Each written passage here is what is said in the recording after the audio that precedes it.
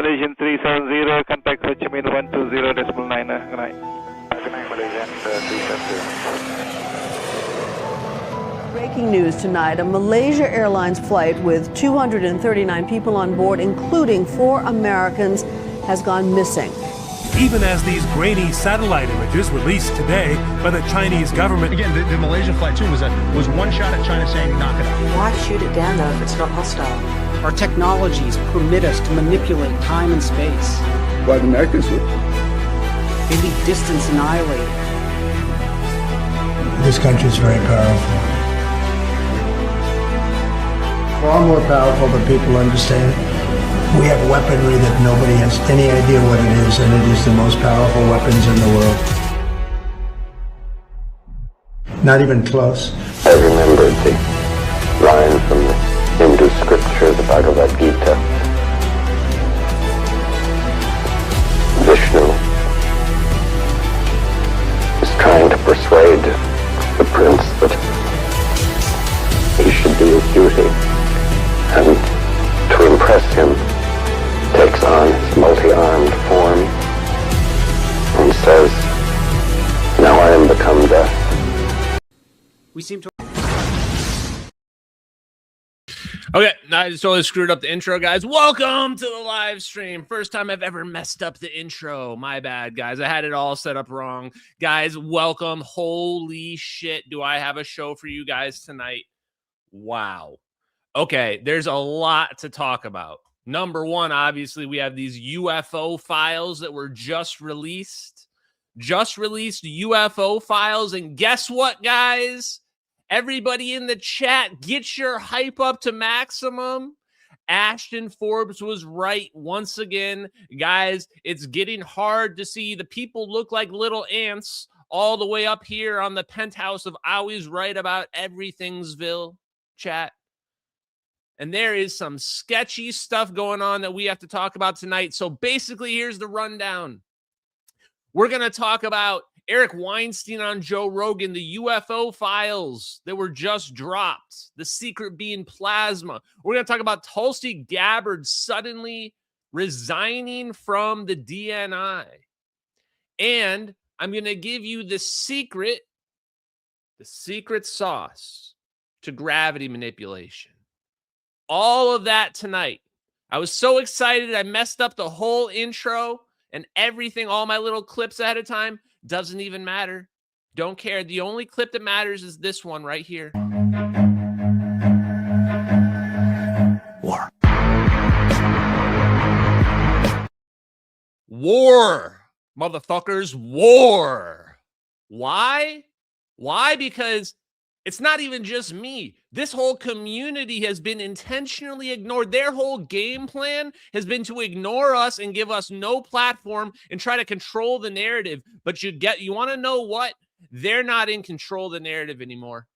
They have lost control of it, and we've grabbed a hold of it. All of these spook people, the Ross Coleharts of the world, they don't even know what's happening. They don't even have people on the inside anymore. And now we're coming in and we are just spilling the beans openly. Now we're the ones who sets the narrative. Now we're the ones who gets to pick who gets ignored. You want to keep ignoring us? Go ahead. It's at your own detriment. Enjoy. Maybe Eric Weinstein will eventually figure it out. You know what? We're going to start right at the end with the physics, with the answer. Because this book right here has the answers in it. And if I ever do go on Joe Rogan, hopefully with Eric Weinstein right next to me, I'm going to give him a copy of this book and I'm going to say, you know what? Study up. Next time we come back together, I want you to have read this whole book so you can understand what we're talking about. Because last night, I was reading another chapter, another of the appendix. Specifically, reading about inertia reduction and the possibility impulsion by conditioning electromagnetic fields. Huh, neat. So on the conclusion of this is by David Froning and Barrett. I'm just going to read this to you. Let's have a little story time. Make sure you have your drink, or you've injected your marijuana or whatever, drugs you do.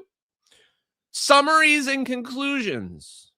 Ordinary electromagnetic radiation does not interact intimately with gravity and space-time metric or the 0-point fluctuations because the fields that underlie them are different in essence and form. Thus, exorbitant expenditure of electromagnetic field energy appears to be required for an interaction between these fields that causes significant propulsive effect. First of all, that's David Froning right there saying that 0-point energy is the answer. And he's saying that from our classic view, it would take a huge amount of energy to manipulate gravity. We all agree that's the big downside. Ordinary electromagnetic radiation can be conditioned with the same field essence and form as that which may underlie gravity, space-time metric, or the 0-point fluctuations. They're saying you can modify the electromagnetism to manipulate, to interact with 0-point energy.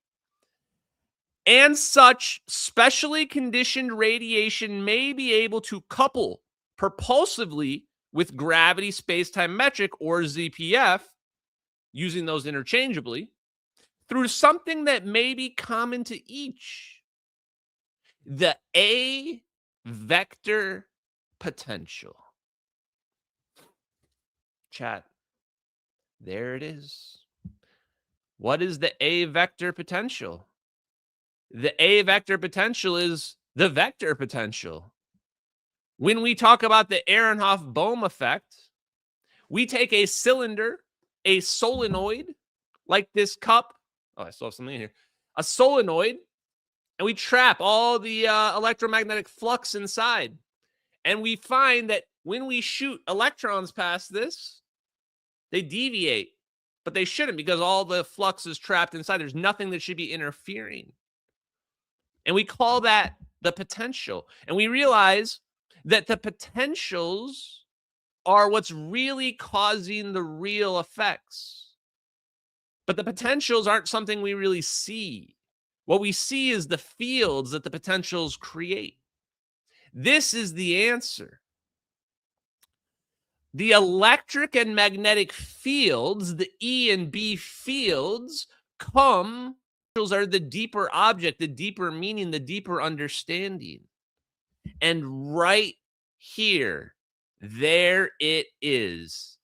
He's saying that we can interact, we can use electromagnetism to interact with gravity through the potentials.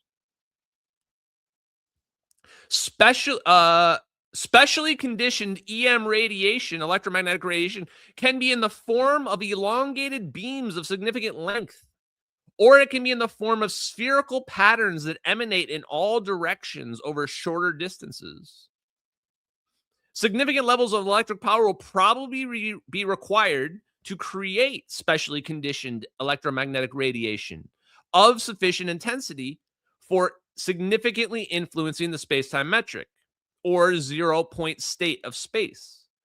But such significant power would be invested primarily in the creation of a vector potential disturbance, not in the generation of electric and magnetic fields. You know what I'm going to put on the screen while I read the rest of this? God, it feels good to be right, chat. God, it feels good to be right. Where is it? Damn. The efficacy of specially conditioned EM radiation and accompanying field propulsion depends on the underlying essence and behavior of gravity, space-time metric, and the 0-point fluctuations, none of which are completely understood yet. But in the meantime, the propulsive potential of such radiation can be inexpensively proved or disproved experimentally using a radar, laser, and electrical systems modified for the generation of conditioned EM beams. Oh my God, chat. And then you look at it, and he's got a nice graph or image here as well. Look at that bad boy.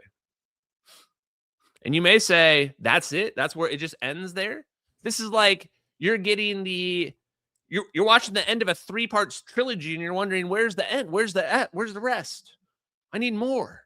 You can't just stop right there. And then here's the crazy part. The references. The fucking references, chat. I'm just going to read the ones that I know. These are only the references of people that I know and have studied myself. Or, yeah, most of them. Bernard Haish, Lockheed Martin. Inertia as a 0-point field Lorentz force. Puthoff, as in Hal Puthoff. Gravity as a 0-point fluctuation force. Are you kidding me right now? We found it. We found them. This is the lineage. I'm going to keep going. Miguel Alcubierre, warp drive, hyperfast travel within general relativity. That's the very next reference. David Froning, drag reduction and the possibility of impulsion by perturbing fluid and vacuum fields. Next one, Mark Millis, the challenge to create space drive. A.C. Holt, prospects for breakthrough in field-dependent propulsion. C.N. Yang, gauge theory. T. Barrett, who we just referenced, electromagnetic phenomenon not explained in Maxwell's equations. Let me read this one more time. T. Barrett, the guy that's making the SU2 conditioned beams, fields. This is referencing his paper. Phenomenon not explained by Maxwell's equations. An error in the equations, perhaps. Robert Boussard, the QED engine system, direct electric fusion powered rocket propulsion systems. Hold up.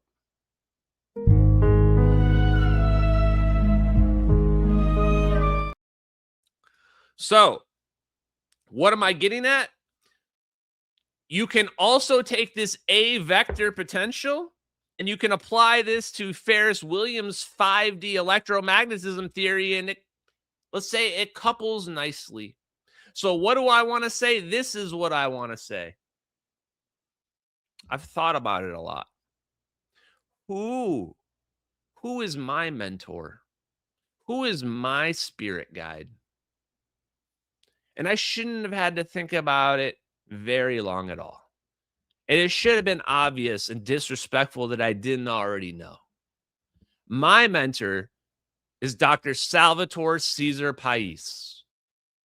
And that's the reason why he's been supporting me, because he knows these are his people. These are his spirit guides that we have found. Sal is the one that's been trying to bring this out for all the people out there. That's the most obvious thing that I've been able to see from learning all of this. He's the one who's been constantly saying there are no conditional impossibilities. The secret, that was the secret right there. The reason why Salvatore Pais's patents don't talk about 0-point energy manipulating or creating SU2 beams, that's the secret. That's what's classified. The classified aspect is the 5D torque, is the A vector potential. And you say, how do you do that, Ashton? Don't worry. I got you. This is the thing that I've been digging into. This is the secret sauce. This is the thing that the CIA doesn't want to know people to know about. The felony physics. What is it that turns on the gravity effect or off or whatever you want to call it? What did we figure out? We figured out how to violently twist the A vector potential in the right way by rapidly changing the polarization, basically a spinning field. This is why that whole altered magnet situation is so important. The picket fence configuration in the compact fusion reactor. They're undulating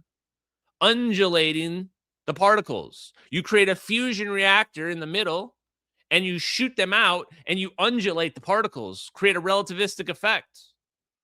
Like I've been saying before with the free electron laser, they are combining all the best of Nikola Tesla with all the best of Einstein, and these people have unified electromagnetism and gravity.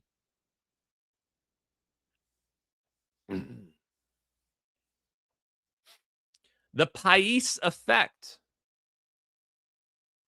We're going to give one man, allow him to put his name on this because he's right. The Pais effect. Accelerated spin or vibration creates conditioned electromagnetic fields. Why? That's the same thing as what these guys are doing if you really boil it down to its base form. Oh, I just have to spin this thing a bunch? I just have to rapidly oscillate the polarization? Get everything to line up and undulate correctly?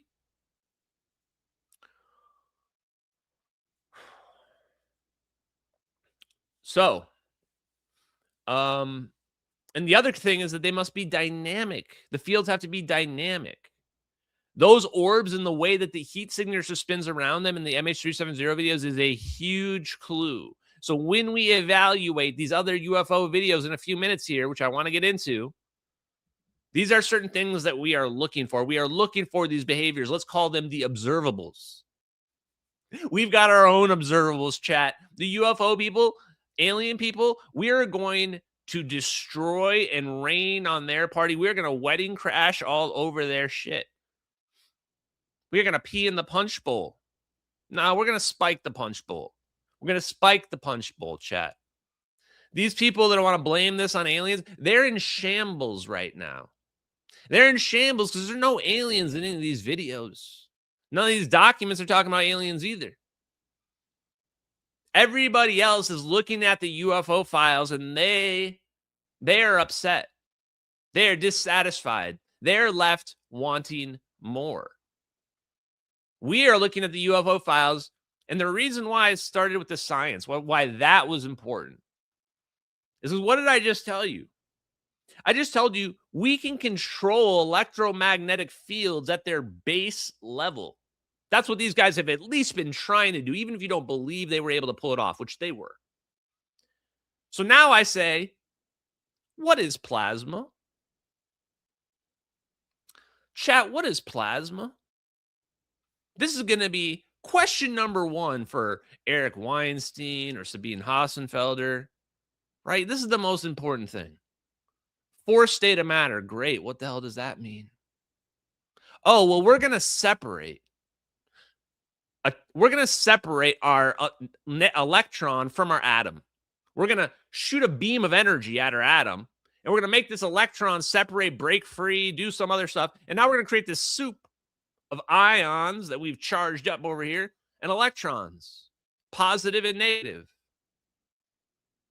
So we've created this little soup, and now I just told you that these guys were all just trying to figure out how to control those little soup effects at their base level.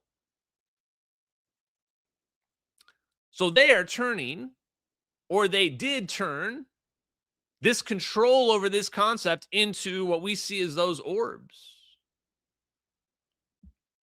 Now, so when we see plasma orbs that are plasma, that is, or let's just call it an amorphous blob.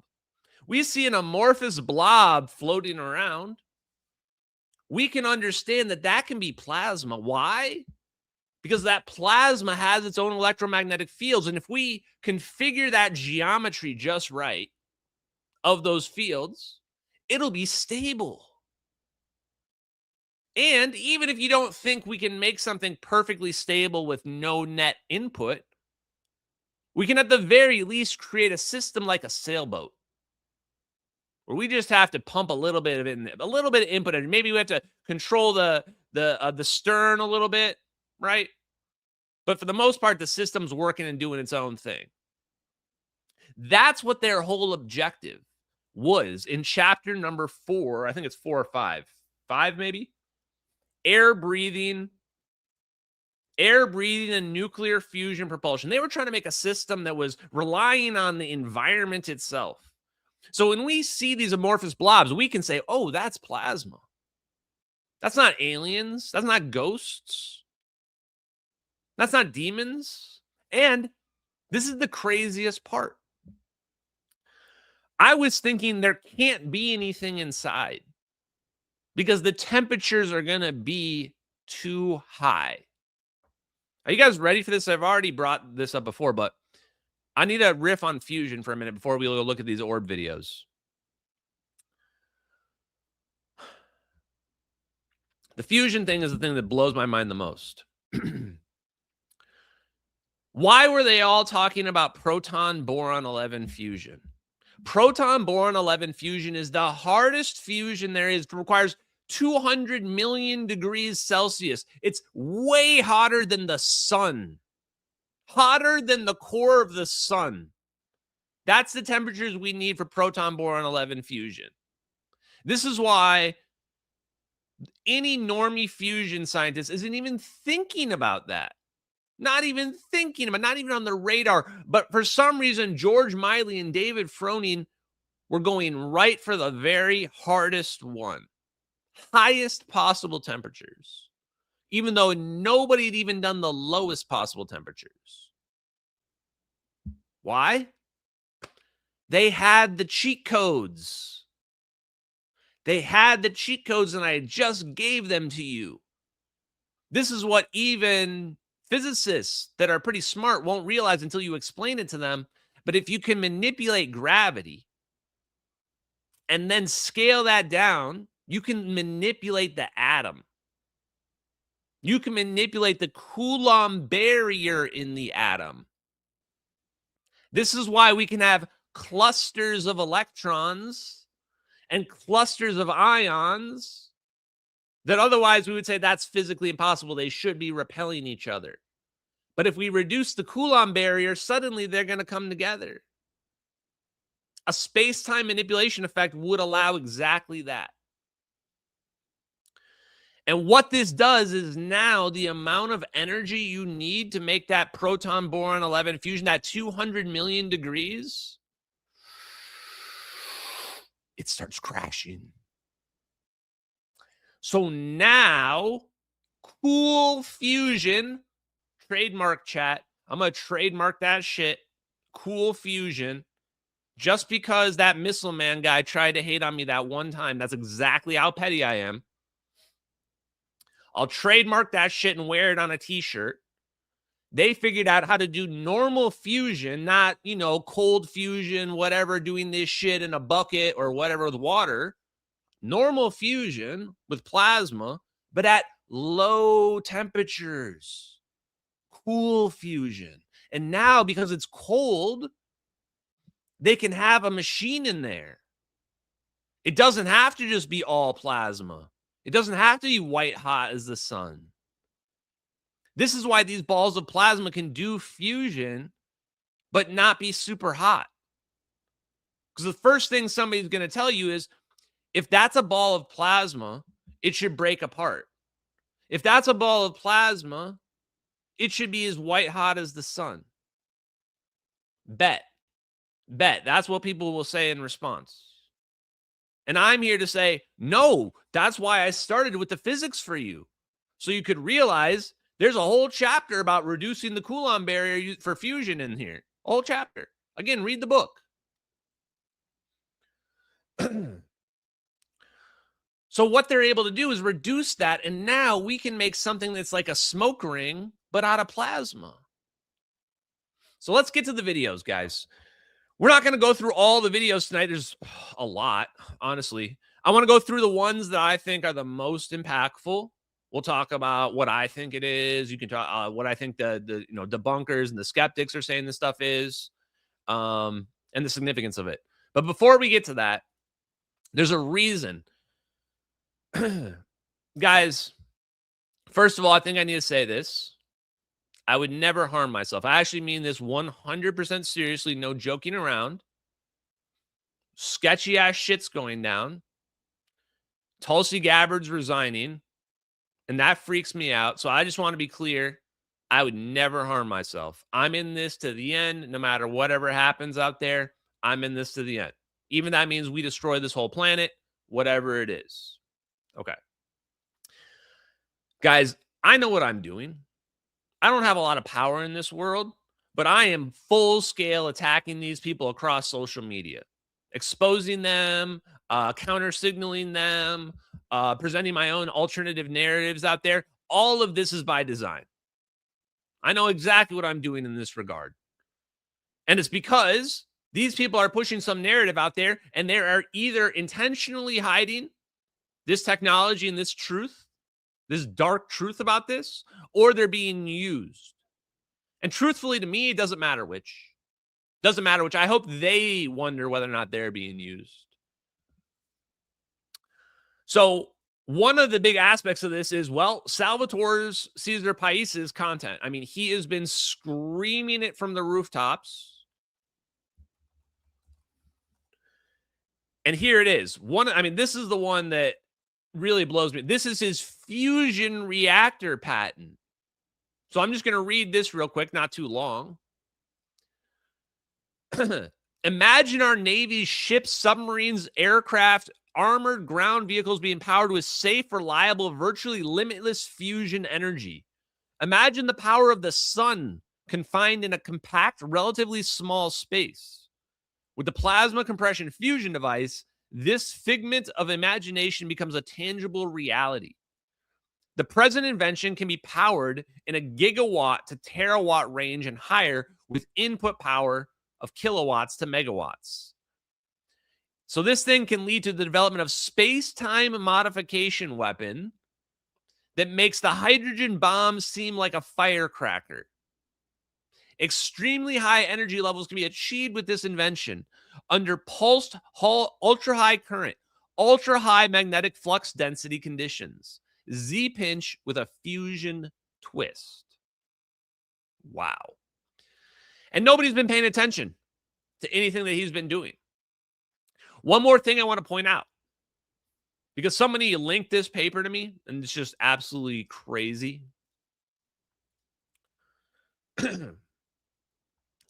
Guys, China is doing this too. Some of these orbs we look at, it's not necessarily just American tech. And I'm not necessarily saying it's just human tech either. Maybe some of it's controlled by aliens or beings from another galaxy. I don't know. I'm just telling you, it looks like plasma to me. And plasma can be self-organizing, and we got to wake the hell up. Because the stuff that Salvatore Pais is writing about is true. And that plasma can be us, can be ours. And the things that it can do can be ours as well. And should be ours. It's literally our fucking tech. So, pardon my French, there's going to be a lot of crash outs. Here we go, chat. Don't say I didn't help you out, CIA. Don't say I never did anything good for you. Okay, you want to sacrifice some people? Here you go. Here's some scientists to disappear. I'm just going to read just the... This is pretty dark, guys. Wait, where did I put it? Oh, here it is. An approach to nuclear fusion using dynamics of high-density electrons and neutrals. So I just told you we can make our electrons cluster together, which is the same as density. So we can make high-density electrons. Here's a Chinese paper from 2024. This is after the MH370 videos have leaked. These people are figuring it out. An approach to achieve nuclear fusion utilizing a formation of high densities of electrons and neutrals is described. An abundance of low energy free electrons produces intense electric fields that reduce the Coulomb barrier in nuclear fusion. Meanwhile, high density rotating neutrals provide high centrifugal forces to achieve extreme pressure gradients of electrons and consequent negative electric fields to reduce ion repulsive fields. This is like taking what I just said about the SU2 conditioned fields and spin and everything and just writing it in a different way. This is like the teacher is going to say you plagiarized me if I turn this in. That's what this says right here. This is actually one of the craziest papers I've ever read after figuring out how this works, because I'm going, they're probably leaving less out than Salvatore Pais's patents are leaving out in here. Because the key would be, if I'm right, is the spin portion of this is the key that turns those normal electromagnetic fields into something that can interact with gravity and reduce the Coulomb barrier. Pretty wild. So pretty similar at a very minimum. Now let's look at some videos, guys. My favorite one first. Let's get to the Yahtzees right away. You know what I'm saying? Let me find it. Just want to get right to it. They're trying to call it. Actually, I don't even know. I'm not even going to say what they're trying to call it, because we're going to counter brainwash them. Whatever they're trying to call it's wrong. Unlabored acceleration, chat. Whoa, whoa. I don't want to spoil this. This is one of the videos. We're going to call this video. The new name for this video is Unlabored Acceleration. That's the name of this video. Beneficial. That's what everybody's calling it. It's a cool name. Unlabored acceleration. Here we go. This is my favorite one, personally. First of all, what is this? What is this? There are other videos that were released that show airplanes. And when you see the airplane, you can see it's a fucking airplane. It's like clearly the silhouette of an airplane exactly. This is an amorphous blob with some kind of field emanating from it. And this is my sign of why I like it, because A, amorphous blob, I love me some amorphous blobs. And we got some weird field around it because it's probably radiating some of the energy. Now, the key about these plasmas is, yes, we can make them organize, but they still radiate energy out. In fact, we want them to radiate some energy out. It's almost like nature wants systems to have a butthole. Nature wants systems to be able to release your gas, pass your gas. Same thing in your fusion reactor. So I expect there to be a little fuzziness beyond the bubble, and I honestly expect there to be some kind of beam. We just might not be able to see it in some of these images because they might be an optical versus like infrared. These X-ray beams are not going to be visible. Okay, so let's go back to it.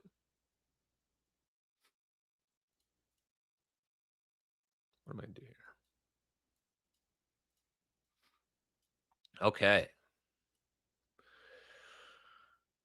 Wow. Okay. Let's watch it again, slow-mo. Wow. That shit's crazy to me. That shit's crazy to me, chat. Okay. Oh, here it goes again. One more time. So 2 slow-mo versions. Now, okay. We're going to play it a couple more times. Before I do that, I've already seen the main debunk of this claim that it's because the camera stopped. The camera's locked in on let's call it the orb at this point, and people are claiming that the camera unlocks from it, and that's what causes it to seem to accelerate away when it's not really accelerating. Okay, then I want you to tell me how fast you think that's moving, because you're telling me that the camera has stopped. So that would mean the apparent motion of the object is however fast it's actually moving, because your camera is completely stopped, right? Or minus the movement of the plane if you want to try to calculate that, whatever, right? Because when I look at this, my interpretation is not that someone dropped the lock and then that's what caused the emotion. Is the lock dropped because the object fucking warped away. the object the lock drops because the object warps away. And when you go and watch it in slow-mo, you can see that the exact frame when the object begins to warp away is the exact frame in which the lock drops. So here we go. Oh, and people are saying that this video, or at least some other version of this video, was released before. Okay, I don't care. I don't care who released it, when it was released, or what its purpose is. One more thing I want to point out about these videos in general. These videos are being recorded by generally like military personnel, probably not intelligence personnel. So what they're seeing, they probably don't know. Legitimately have no idea. And they certainly don't know about plasma and, plasma stability, self-organization. So here we go again. Let's watch it again. We can see clearly the background's moving. Background's moving, right? No doubt about that. Background's moving around. Starts to pan up, still locked in. We're still locked. It's actually still like, I don't know, maybe locking's being lost right there. Yeah. Boom. Actually, I would even argue, based on this, I would even argue that it doesn't even begin to go up until after the thing is already warping away. Here's the frame right here. This is as close as I think we can get. It even looks like it jerks to the right. Correct me if I'm wrong, chat. Maybe it does go straight up. Let's see. No, it goes to the right a little bit even. So there it is. Let's go back a couple extra frames so you can see the context. Here's the context, right?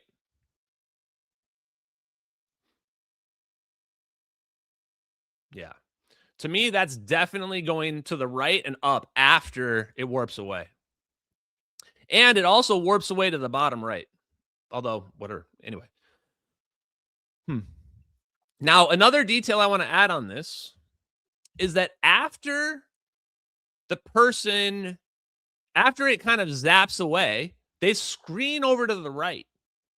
And there's nothing there. Which indicates that whoever is watching this, it disappeared from what they were looking for. And they couldn't find it again. They looked over to the right and they didn't see it. So if this thing if it was just an illusion, then that thing wouldn't be that far away. And they should just be able to go scroll to the right and see it. If that's not really teleporting away or moving away at a high speed, then it should just be right over there. And when they turn the screen over, it should have just been right there. But it's not. It's gone.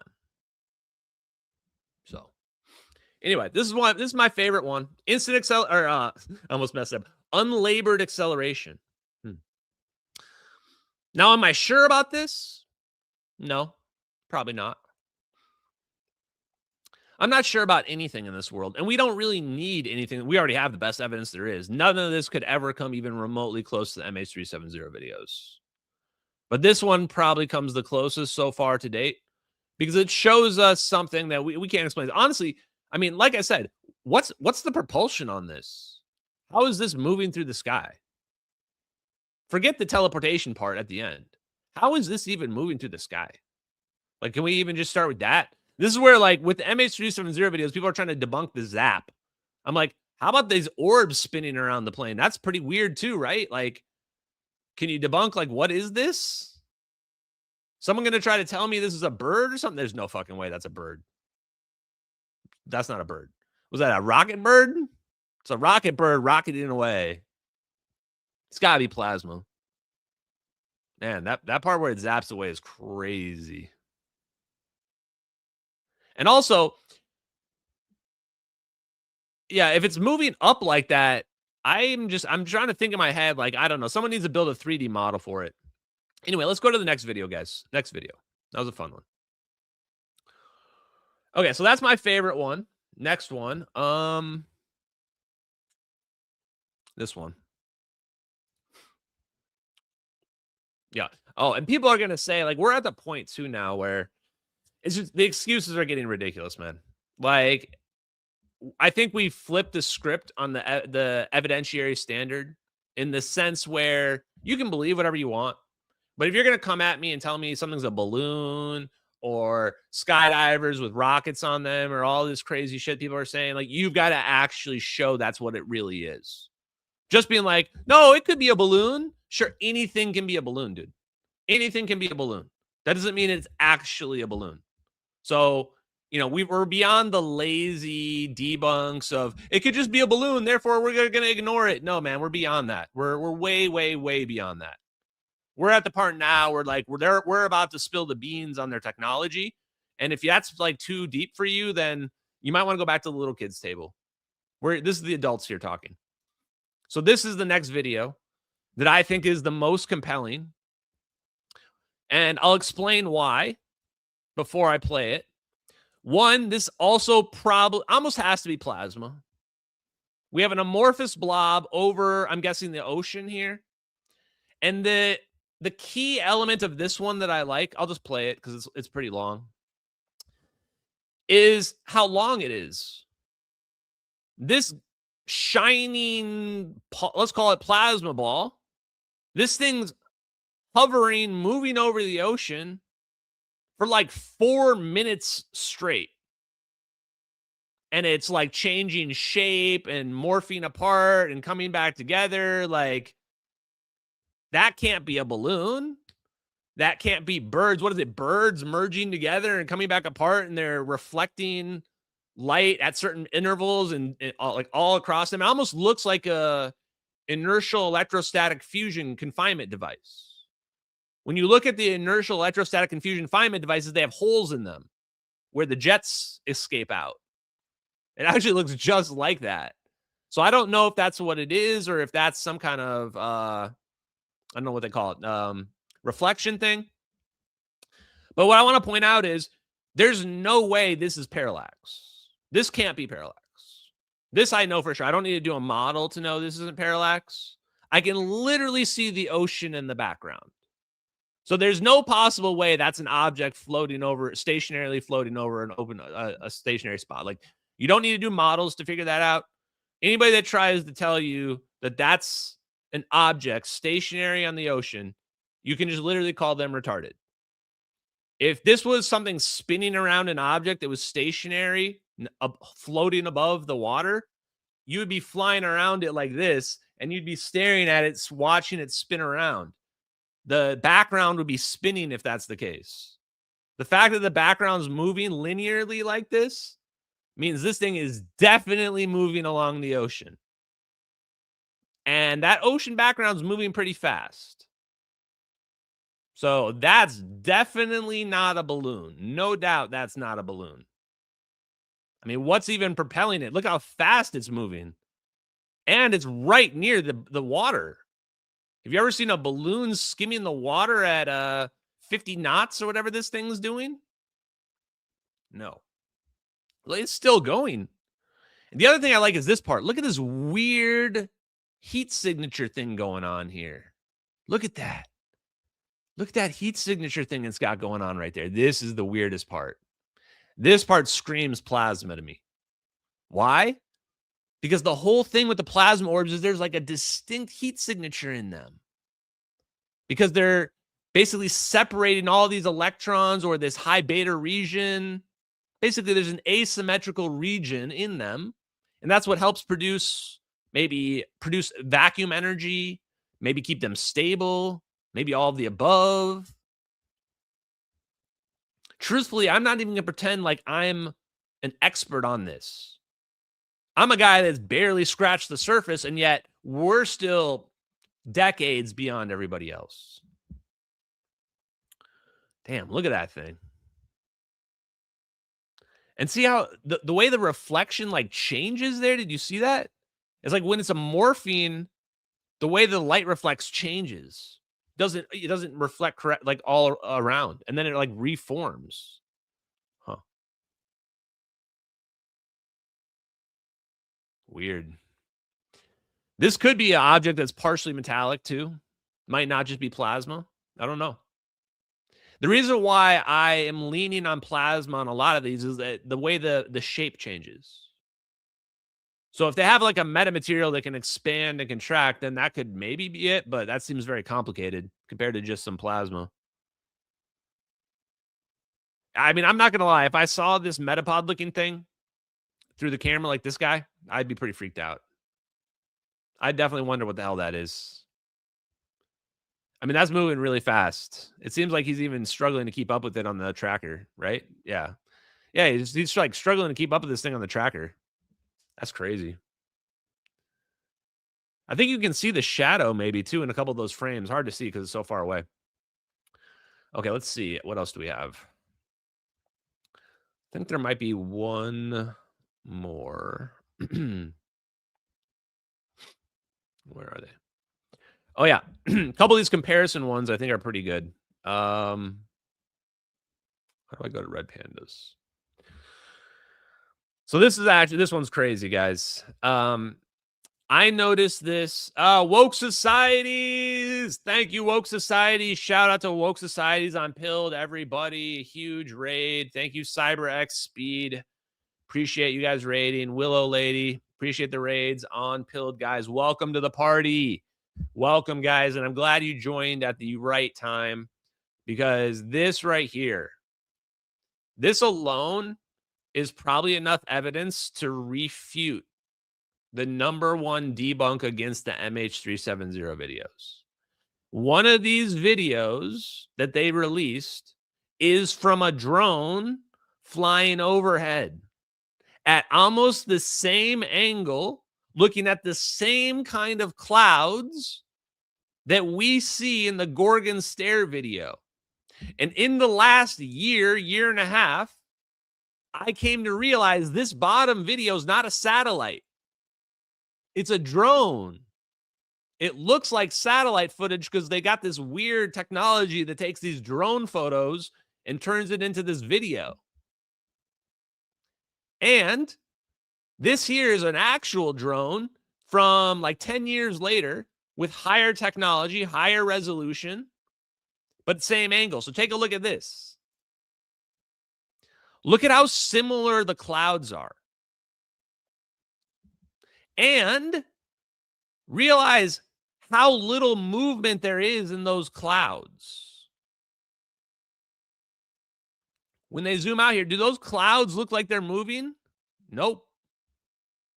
They actually look almost identical to the clouds in these videos. Look how similar they are. They're just more detailed, higher resolution. It's like the drone is positioned at the exact same altitude. Look at that. The drone is probably positioned at the same altitude in both of these videos. Probably the exact. This is probably an MQ-9 Reaper on the top as well. I bet it isn't. I bet they're both MQ-9 Reapers. That's why the angle is exactly the same. Look at that. How crazy is that? This is why I say they're afraid to release anything. They are terrified to release anything. Because I didn't even think that they don't even have to release Gorgon Stare footage. This is not Gorgon Stare at the top. That's not Gorgon Stare. That's just a normal video footage. This bottom one is Gorgon Stare, but this could still be an MQ-9 Reaper with the camera underneath its nose that's also at the same altitude. That's why the perspective is so similar. That's just... And especially after I learned, because you would say one of the big debunks of the videos was the clouds aren't moving. The clouds aren't moving in this one either, dipshits. Because it's a freaking drone at 40,000 feet or something like that. Those are cumulus clouds. So when the dumbass Corridor crew or the other Reddit retards say, why aren't the clouds moving? You show them this comparison. And you say, are those cloud pictures up there too?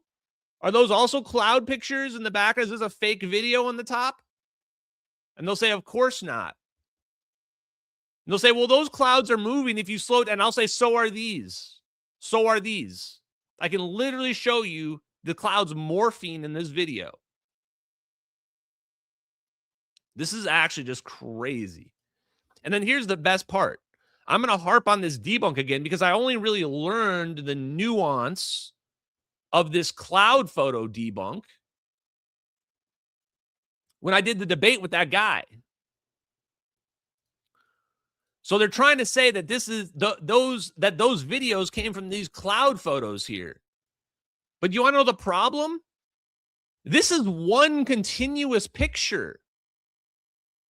This is clearly one continuous picture that was chopped up into photos. Every single cloud perfectly matches up. Not a little bit. Every single cloud perfectly aligns. And there's timestamps. They weren't taken immediately. It wasn't a dude just going. It was like 20 seconds between photos, and somehow every photo lines up perfectly. This is impossible. This only a computer can do. This only the Gorgon stare whammy can do. And I'd almost guarantee that this is why the photographer deleted his video. The photographer realized he didn't do this. This is extremely specific, and you have had to have tried. Also, look at how all of the photos line up perfectly square. Notice all these square intersections? That proves it's cut out by a machine. If a human was taking these photos, they would be tilted because a human can't keep doesn't have their camera perfectly stationary. It's literally impossible to do what you see right here. I can prove it. I can literally prove mathematically this can't be done. Because of the way these photos are chopped together, because these lines are perfectly lined up like this, you can't be a person taking photos like this. Get absolutely fucked. I am going to annihilate the debunkers. I am going to fucking annihilate the CIA. I'm going to annihilate the deniers and the people that tried to sideline me, which is what they're trying to do, by the way. That's why they did this whole bullshit operation with this cloud photo thing, because they're in full-on meltdown mode that we're in control of the narrative, talking about wormholes and space-time manipulation and free energy. And they need people to think those videos are fake because they're about to release the same shit that's going to corroborate all this. They're already doing it right now. They're releasing the evidence that corroborates everything that we've been talking about. And this specifically is why I studied the physics. This is exactly why. I studied this physics so that I would be able to explain how it all works before they try to slow roll it out to us, before they try to drop it on us. There are a couple other videos that I think are worthwhile, but I want to dig through them on the side. Instead, what I want to get here to tonight, because I got to go to sleep early, got a magic tournament tomorrow, etc., are the Eric Weinstein clips. So Eric Weinstein was on Joe Rogan, and at first I said, hey, it's going to be another Eric Weinstein telling stories that don't lead anywhere. And I'm ready to say that I was wrong on this one, guys. Let's bring the comments back up. I was wrong on this one. He actually did throw some bones at us here on this discussion. And it's time to get into it. Here we go. Here we go. This is it. This clip's a little bit long. I'm probably going to speed it up a little bit. Here we go. In our science departments. Otherwise, how are people going to know what's going on? This funny shit happened. Well, and by the way, the UFO thing that's now blowing up, there's going to be some crazy science collision with the UFO narrative. There's no way of stopping it at this point. So you've turned a corner on this. Let's talk about that, because I saw you on Jesse Michael's show, and you were talking about how just a few years ago you thought that the entire narrative was complete nonsense. Probably 5-6 years ago by now. And what changed? There was no way to explain. So Jesse was going on and on about it. I said, Jesse, you're a smart guy, and you know, I often would call him the back alley scholar. So he knew a lot of stuff that was sort of forbidden knowledge, and he wouldn't be quiet about it. So I said, okay, I'm going to disabuse you of the idea that you're actually into something. And I realized very quickly, at a minimum, there is a massive denied program, usually called a special access program, one or more. There's no way to synchronize that number of people who've had experiences. They're so similar. And there's a lot of stuff that I couldn't make sense of. And what attracted me in a certain sense,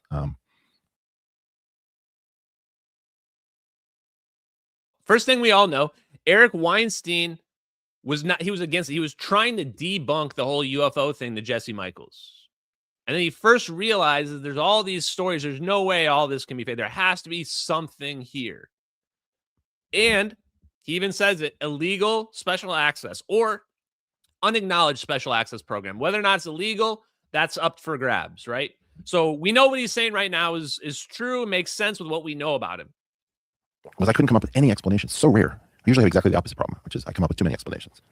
I can't come up with a single explanation that makes sense of what I now know. And also the fact that the government outreached to me and to Sam Harris and to Lex Friedman.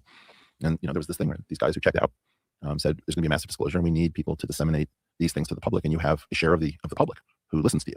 And we need to get you informed so that you can help mediate the disclosure. So what? What? Wait, what? Government people reached out to him and Sam Harris and said, we need you to help mediate disclosure. There's going to be disclosure. Okay, now I'm anti-disclosure now. Now I don't want any disclosure. You know what? Throw the aliens back in the box. Plug up the genie's lamp. Put them back in there. How he's just dropping this now? And by the way, guys, Sam Harris already confirmed this. Sam Harris already confirmed this and said that this happened. And I'm just sitting here going, well, why haven't they reached out to me? Why didn't they reach out to me, chat? And here's the answer. The answer is, what is the answer, actually? What is the answer, actually? Why haven't they reached out to me? I don't know, but I do feel a sort of impending doom. I do feel a sort of I'm not afraid, but I do feel sort of impending doom. I think the answer is because they want to reveal what they think is appropriate for national security, but they want to control the narrative. They want to control the narrative and how it comes out. Meanwhile, I mean, you know what? You can tell from the first hour of this live stream, pretty much says why they don't reach out to me. Pretty much says why they don't reach out to Ashton Forbes, because next thing you know, all our national secrets, national security secrets are on YouTube, X, etc. Okay, I'm going to rewind like 10 seconds. It's just wild, dude. Okay. No explanation that makes sense of what I now know. And also the fact that the government outreached to me and to Sam Harris and to Lex Friedman. And to Lex Friedman, chat. Do all of these people have me blocked? I think all of these people have me blocked on social media. Sam Harris, I don't think I've ever interacted with, but it actually would not surprise me to find out that I'm blocked by him if I randomly look him up. And this is what I'm saying. When you try to say they are, look, I'm not trying to go full Nick Fuentes and that, that there's these grand conspiracy controlling everything and trying to keep me down, but they're literally sidelining me on this. They're literally sidelining me on this. And all their people are black. Dan Farah is also one of them. Dan Farah guaranteed. Dan Farah is the prototypical version of this. He blocked me before I even knew who he was. I didn't even know who the fuck he was. Some producer on some movie. And you're going, why would they be blocking me? Aren't you like my objective is totally aligned with yours? Oh, but you don't talk about free energy. You don't talk about the United States government has developed it. You don't talk about we use this technology on covert operations. That's the difference, right? There was this thing where these guys who checked out said there's going to be a massive disclosure and we need people to disseminate these things to the public. And you have a share of the public who listens to you. And we need to get you informed so that you can help mediate the disclosure. So what prompted this change in narrative? What's going on behind the government? Yeah. We don't know. We don't know. Look, we don't know what the thing or things are yet. Some of it is, again, so low quality that it's embarrassing to be seen with it. So my colleagues who don't want to take this seriously use that. Like, okay, so you're now on the little green men train. And I said, no, I'm on the special access program. Okay, there's for sure special access program or programs that have UFO on the side of them that may or may not have aliens or craft or non-human intelligence in them. It may be that it's decoys. It may be, I don't know what it is. There's no way to deny that there's like a giant lump under the carpet. I mean, this crazy part of listening to this is almost word for word what I would be saying. Almost word for word. So it's like, I can't even be mad. He's saying exactly what I want him to say here. But I'm just going like, okay, so I'm being blackballed on all these shows, not being allowed to have a major platform.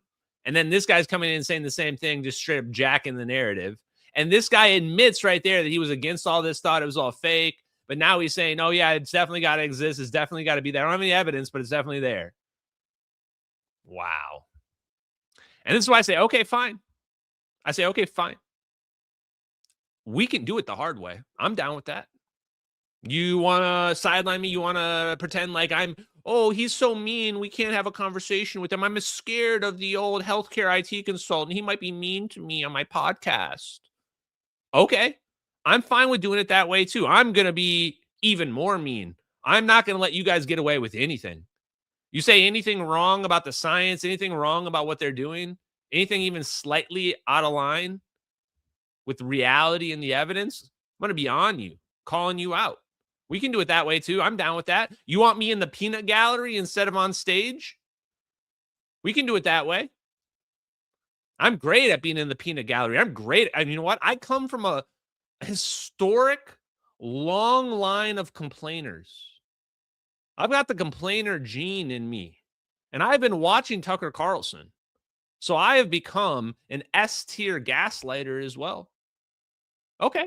I'll be in the peanut gallery. I'm down with it. Keep going. And what prompted you to change your opinion and decide that there is some sort of special access program? When I started coming in contact with totally sober people from reasonable walks of life who would say the craziest things to me, and a lot of them checked and they didn't yet know each other. Like what kind of crazy things? Let me take somebody who's public. Brandon Fugel, for example, was at a dinner where he started talking about being visited by a craft a few feet over his head that came over the mesa, and his head of security was catatonic, standing in the back of a pickup truck, unable to move. And it was just way too specific. And a shared experience that multiple people had had, right? And so, the joke, of course, is that the secret. I mean, this is what convinced him. Like, if this is what he's saying, I don't even believe him anymore. Dude, people can have shared experiences and it can be not real, right? Like, people can be all scared at the movies and then think like the Candyman's after them. It doesn't mean the Candyman is real, right? Like, it's just a shared experience that people have. People can all think they see ghosts too. I've watched Ghost Hunters. I used to watch Ghost Hunters all the time. You know what is actually compelling evidence? This. All the scientific, literally the dirds, the dirds at the end of this that are all referenced, including Hal Puthoff's dird. We're talking to a man that literally got to sit next to Hal Puthoff and question the physics directly. That's the evidence. That's evidence. You're like, hey, man, can you manipulate space-time? I don't know. Some dudes had a weird experience where they took DMT and then saw shit floating in the sky. That's your evidence? How about the literal papers about manipulating space-time? How about the literal papers by the government CIA physicists about manipulating space-time? Yeah, buy the book, chat. Okay. Hey, man, you wanted me in the peanut gallery here. This is what it's like. It's a Skinwalker rant, or whatever this right. is. There's real stuff going on there, and there's nonsense BS that the History Channel has packaged to come up with a salacious series, and one is funding the other. So I don't know what that is, but like some of these injuries are real. And like Gary Nolan talking about people reporting. Gary Nolan told me a story that somebody had said that ball of energy would come and enter the body and move around and then leave.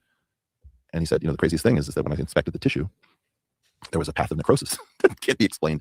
Bro, it's almost like they're tanking disclosure.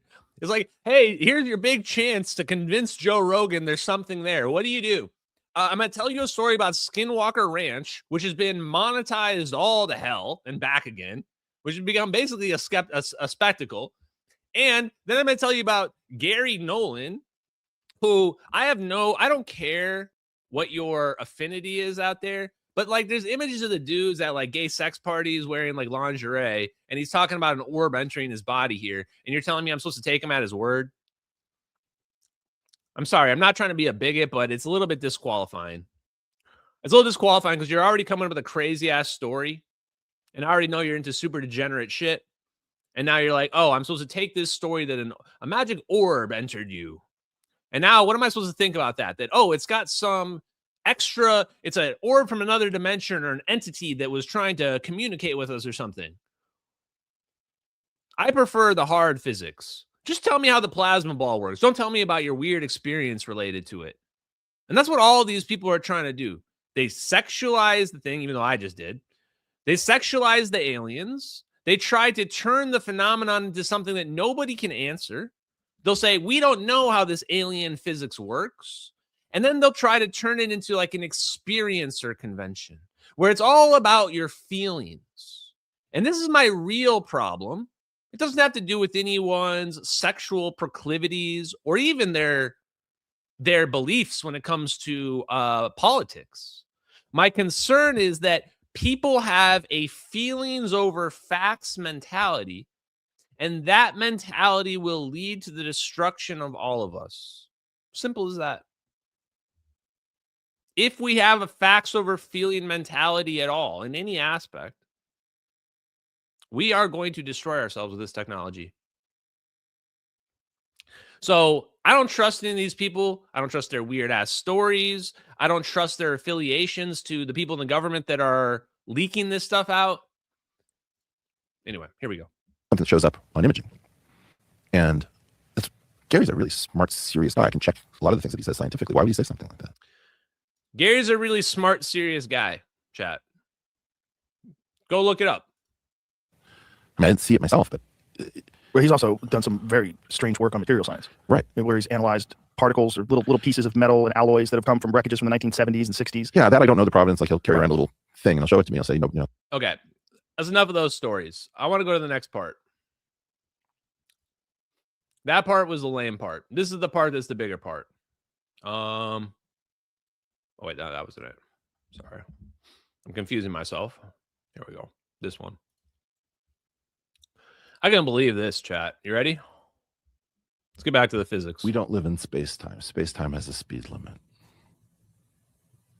Explain that. If you can only go the speed of light at your best and you can't even get anywhere close to that, how are you going to get to something 4 light years away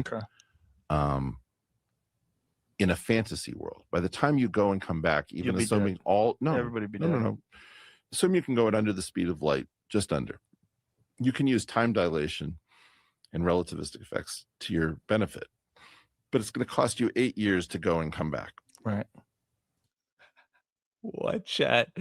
He's right, of course. He's right. It's literally exactly what I would have been telling Joe Rogan. In fact, you can find me saying this exact thing about going to Alpha Centauri probably on dozens and dozens of podcasts, including the fact that you can manipulate the time dilation so that even though you're going to have 8 years lost, your time doesn't go through 8 years, because since you're moving at near the speed of light, your time slows down.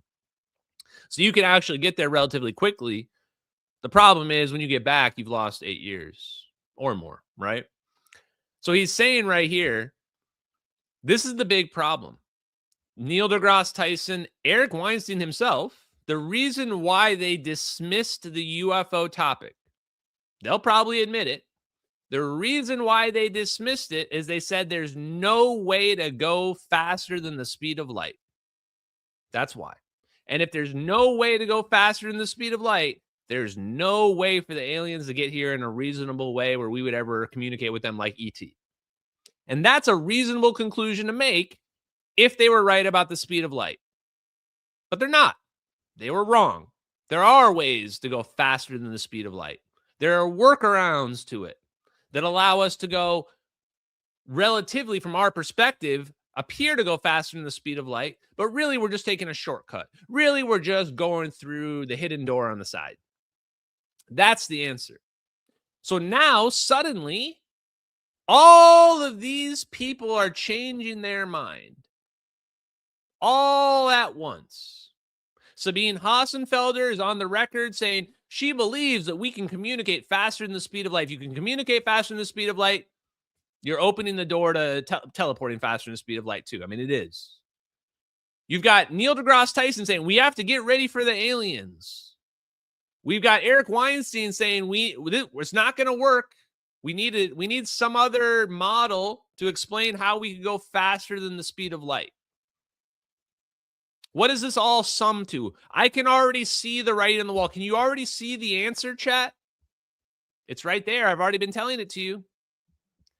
Extra dimension, the fifth dimension, the 0 point energy. They've probably been told behind the scenes, either directly or indirectly, hey, look, we're going to disclose this. There's going to be some new physics. And now, or they've just been told wormholes are real. It's real. We've got it. And now the only way that can be real is that they need an extra dimension. There needs to be something else they missed. And they're seeing that. They're going, oh, shit. And now, do you know what they're all doing? They're all pivoting. They're all pivoting. Everybody, because you know how these people work? If they lose influence, if they lose people trusting in what they say about physics, they have no money. They have no power. This is why the government comes to them. So they can't lose that. Now they're hedging their bets. Now they're saying, oh, well, yeah, maybe the aliens can get here. You were just saying the aliens can't get here just a couple years ago. What changed? What physics changed? The physics of the universe didn't change in the last couple years. Oh, so you learned. Do you know who hasn't changed in the last couple years in terms of their physics? Me.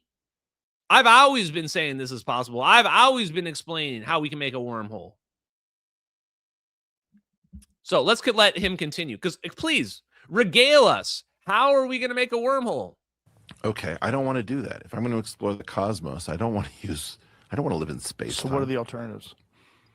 The observerse. The successor to space-time, I'm happy to predict this on your show, will be named the observerse. The fucking what? The observerse? Dude, this is like, what is that metaverse shit the Facebook people came up with? I'm going to predict the future. The next thing's going to be the observerse. Everyone's going to be calling it the observerse, chat. This is going to age like spoiled milk, like, tomorrow. Like tomorrow. We should already be dunking and memeing on this. I'm happy to predict that we're going to be calling it the observerse. You're literally going to predict that you're going to take credit for this? Fuck you, dude. Who the fuck do you think you are? You aren't even in the club, dude. You aren't even in the ballpark of how this works. You're like my little bro when it comes to how to manipulate space-time. You're going to get something named after you or name something not even close, buddy. Sorry, it's extra fifth dimension, 0-point energy. Anyway, continue. I want to hear more. The observerse. Which is a combination of not just using a 4-dimensional space-time manifold. No, you aren't. No, you aren't about to do it to me. Not just using a 4-dimensional. Oh, shit, chat. These motherfuckers sidelined me, and they're doing exactly what I said they're going to do. Steal the narrative and start talking about wormholes and space-time manipulation as if they believed it the whole time. And they're never going to say, and this is why they never spoke about the videos. This is why they never made any comments about the videos. Because if they had made comments about the videos and said they were fake, now I would just shit all over them.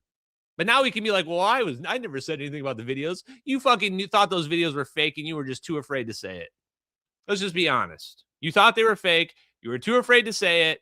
And you're afraid that when the videos get proven real, you're going to be proven a fucking fraud because you're literally just doing a whole 180 and you're about to tell Joe Rogan there's extra dimensions. Literally the thing that I've been screaming from the rooftops at you, screaming at you, there's an extra dimension, and now you're going to fucking try to take credit for it? Fuck you, Eric Weinstein. Put me in the debate with this piece of shit. I'm going to strip him naked and make him look like a jackass. But a 14 and a 4-dimensional space simultaneously. This was what I was talking about at the university yesterday.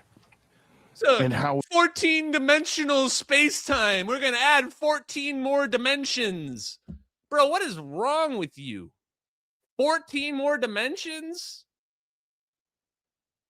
14 more. Bro, we need one more dimension, bro. That's all we need for hyperspace. Ferris Williams, 5D dynamic theory. Why does it always got to be 14 extra dimensions? Oh, it's the degrees of freedom. Who cares? Just simplify it, man. Not everybody's a mathematician. Even if it is degrees of freedom or calculated out, why can't we just have something make sense for once? Normal people need to be able to understand physics. And when you're trying to talk about 14 extra dimensions, you're not making it more easy for them to understand. They're just now thinking, oh, am I on dimension number 4? Am I on dimension number 5? Am I on dimension number 7? That's not how it works. Or wait, please tell me that's not how you think how it works. Wait, does Eric Weinstein think that all of these different dimensions are different bizarro dimensions where everything works differently?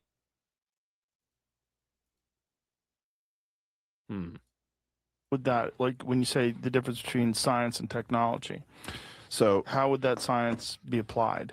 if we look at the surface of this table, I can't do this to it. Can't spread it apart, move Right. it, right? It's called pinch to zoom. Right. It's a multi-touch gesture invented around 2003. No, you aren't doing this. I thought he was going to put his hand on the table and do this. I would have slapped him through the screen, chat. I would have straight up made a wormhole back in time to when this was recorded. My hand would have come through the screen. I was about to be ready for it. But no, he said, oh, it's called pinch to zoom. Nobody fucking calls it pinch to zoom, dude. Nobody calls it pinch to zoom. It's called manipulating space-time, folding space-time, pinch to zoom. Why is he so obsessed with like making people come up with these terms that nobody wants to call it? Stop making fetch happen. Stop making pinch to zoom happen. Stop making observerse happen or whatever crazy shit that you just came up with. Or something debuted at TED. But if I come to this device, I can do that. Your phone. Right. So imagine that this is space-time. Okay. And this is the observerse. So if I want to go to a distant star, there's no way I'm going to just go really fast. Right. That's dumb. And I need an energy source, and I need to do things that we can't normally do. You have to jailbreak space-time. If Einstein is in force, we all die. If we go beyond Einstein, some of us will live and some of us will die. And what would be the... He really thinks he's going to be the guy to replace Einstein. I thought I was being mean when I said Eric Weinstein really thinks he's the next Einstein. He actually thinks it. This is why I don't think I can crack through this ego, guys. I don't think this is an ego I can crack through. This is a guy that's convinced he's the next Jesus of physics, right? And there's no way you're going to break that ego down. And here it is. He's like, there's no way. We have to be able to break speed limit. We have to be able to break the speed of light. Yeah, exactly. This is why everybody in the UFO community has been screaming at you that we have to figure something out in physics because we see there's shit that we can't explain. Kind of like when we look up at dark energy and dark matter, which don't really exist, we look at the galaxies and we see them spinning too much. Physics is basically for the last 30 years been like, well, it doesn't look like anything to me. We don't need to answer that. Well, in the UFO community, we got shit, floating plasma balls flying around, and we do need to answer it. We do need to answer it. We got plasma accelerating away, warping away on video. We need to answer that. We don't have time to sit around and be like, well, maybe if we study it for a generation or two, we might be able to get to the bottom of it. Dude, no. They already know what this is. Maybe the grunts on the bottom level in the military don't know what this is, but the intelligence community, the CIA, they know what all this stuff is. We're not waiting around. We don't need to do studies or any of that. So thank you for the raids, P-Quest, and everybody else. Let me say this to the CIA and anybody else watching this who is on the side of covering this shit up or on the side of the woke disclosure people that want to tell us about the aliens. What can you do to turn us on your side? I will tell you what. I'm not an unreasonable person. I'll tell you, you want MH370X on your side? You can have it. Tell the truth. Number one.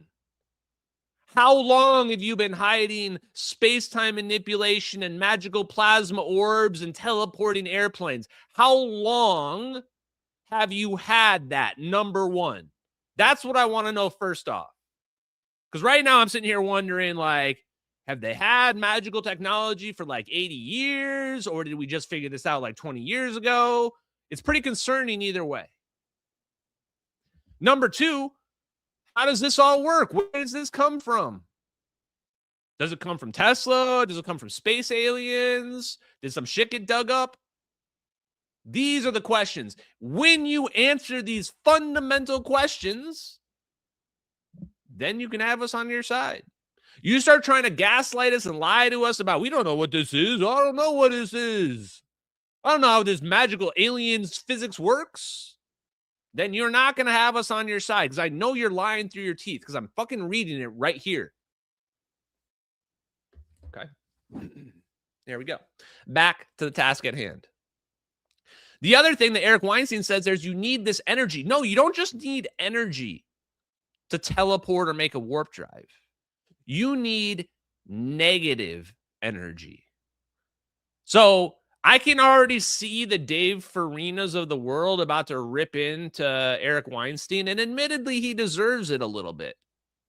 He definitely deserves it for here because you can't just hand wave the negative energy problem away. To make a wormhole warp drive, you need a large amount of energy, which we read in here, but you also need negative energy. You need a repulsive gravity effect. Well, our model tells you how to get that. 0 point energy can answer that question. Eric Weinstein couldn't answer it in his 14-dimensional model because in his view, it's exotic energy, which doesn't really exist, and he doesn't have an explanation for it. I do. It's not exotic energy. When the Casimir effect, when the plates come together, that's negative energy. It's calculated negative energy. But is that energy negative? Is that Harry Potter energy? No.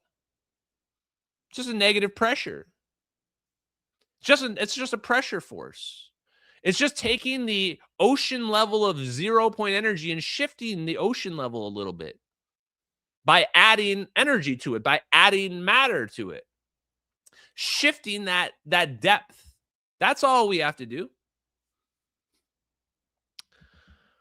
Let's go back to the clip here. So negative energy would be yanking out the 0 point energy is going to have a repulsive effect because the 0 point energy is going to want to fill back in, wants to fill in that void. It wants to stabilize. It wants to go back to equilibrium. Break the equilibrium and you get negative energy. That's how simple negative energy is to understand. I would just tell you want to understand negative energy, realize we're in an ocean, an invisible ocean of energy. That's the extra dimension. And when you tap into that energy, that's negative. If you were somehow to go above it, that's positive. There we go. The energy that you would need in order to do this. So how do you unlock this? One is maybe it's not that energetic to do these things. Energy is technically time momentum. You can talk about momentum in the X direction, momentum in the Y, momentum in the Z. Fine. What's momentum in the time direction? It has a different name. We don't call energy time momentum, but that's what it is. So first of all, I don't believe that there's one direction of time. There's no arrow of time. That's not true. Holy shit. Wow. No arrow of time. And what was he saying? Sorry. And then the energy. He says that it might not take a huge amount of energy. He's literally stealing the whole description of the live stream tonight. It might not take a huge amount of energy because there's this extra time dimension which we don't quite understand. There might be a way to get around it. Now, it's not exactly the same, obviously, as conditioning the vacuum. But yes, it's the same exact concept. And I was blown away to hear him say this.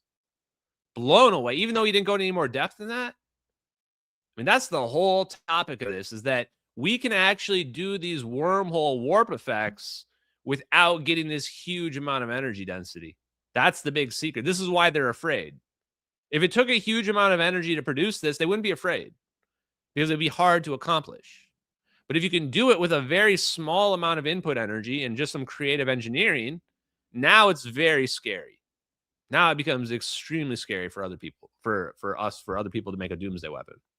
Believe that there's one direction of time. They believe that time is multidimensional. The only dimension that has an ordering is one dimension. So in other words, if I say to you, Joe has 2 cigars, Eric. Oh, and the arrow of time. I mean, that's literally what I bet Salvatore Pais was fuming when he heard that. I bet you he was fuming. Salvatore Pais is the one been screaming that we can break the arrow of time by breaking the Schwinger limit. If we get to the ceiling where suddenly space-time breaks apart with this resonance condition, or you can think of it like the floor breaking through that ocean of energy. When we break through that, the arrow of time falls apart. Now, what does that mean, though? Does that really mean we can go back in time? Not necessarily. The same way where negative energy isn't this Harry Potter substance, negative time might not be going back in time. That might be more of like reversing entropy, like blowing something apart and then it spontaneously coming back together. That would still be pretty powerful, right? Doesn't mean that you can go back to 1954, but even changing a local entropy state is still a very powerful time travel effect. Eric has none. Who has more cigars? Joe. Okay. Joe has 2 cigars, but Eric has 3 glasses and no cigars. Joe has 1 glass and 2 cigars. Who has more stuff? Well, now it's not clear because Eric has more glasses than Joe, but Joe has more cigars. So in 2 dimensions, we no longer can say this is better than that for things where you have more of one and less of another. Okay. I prefer that analogy. I don't like. I think what he's trying to say there is that the order of time is not necessarily linear. I think that's what he's ultimately trying to say there. And Dave Rossi gave the best example, I still think about it, on Tim Pool, where he said, if you think about the order of time as not being linear, you could say, well, did I really eat lunch? What if I ate lunch before I ate breakfast? We think about eating breakfast before lunch, and then lunch always comes next, and then dinner.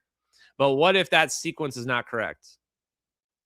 That's the idea, the analogy of how we could break the arrow of time, where suddenly, to give you a practical example, we can think about the wormhole in the plane.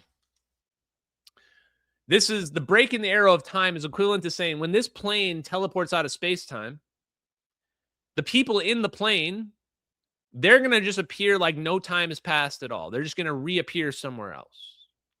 For them, it just feels like they went through a doorway. But also at the same time, that same event, that exact same event, when perceived by us, when we're looking at it, it looks like those people teleported.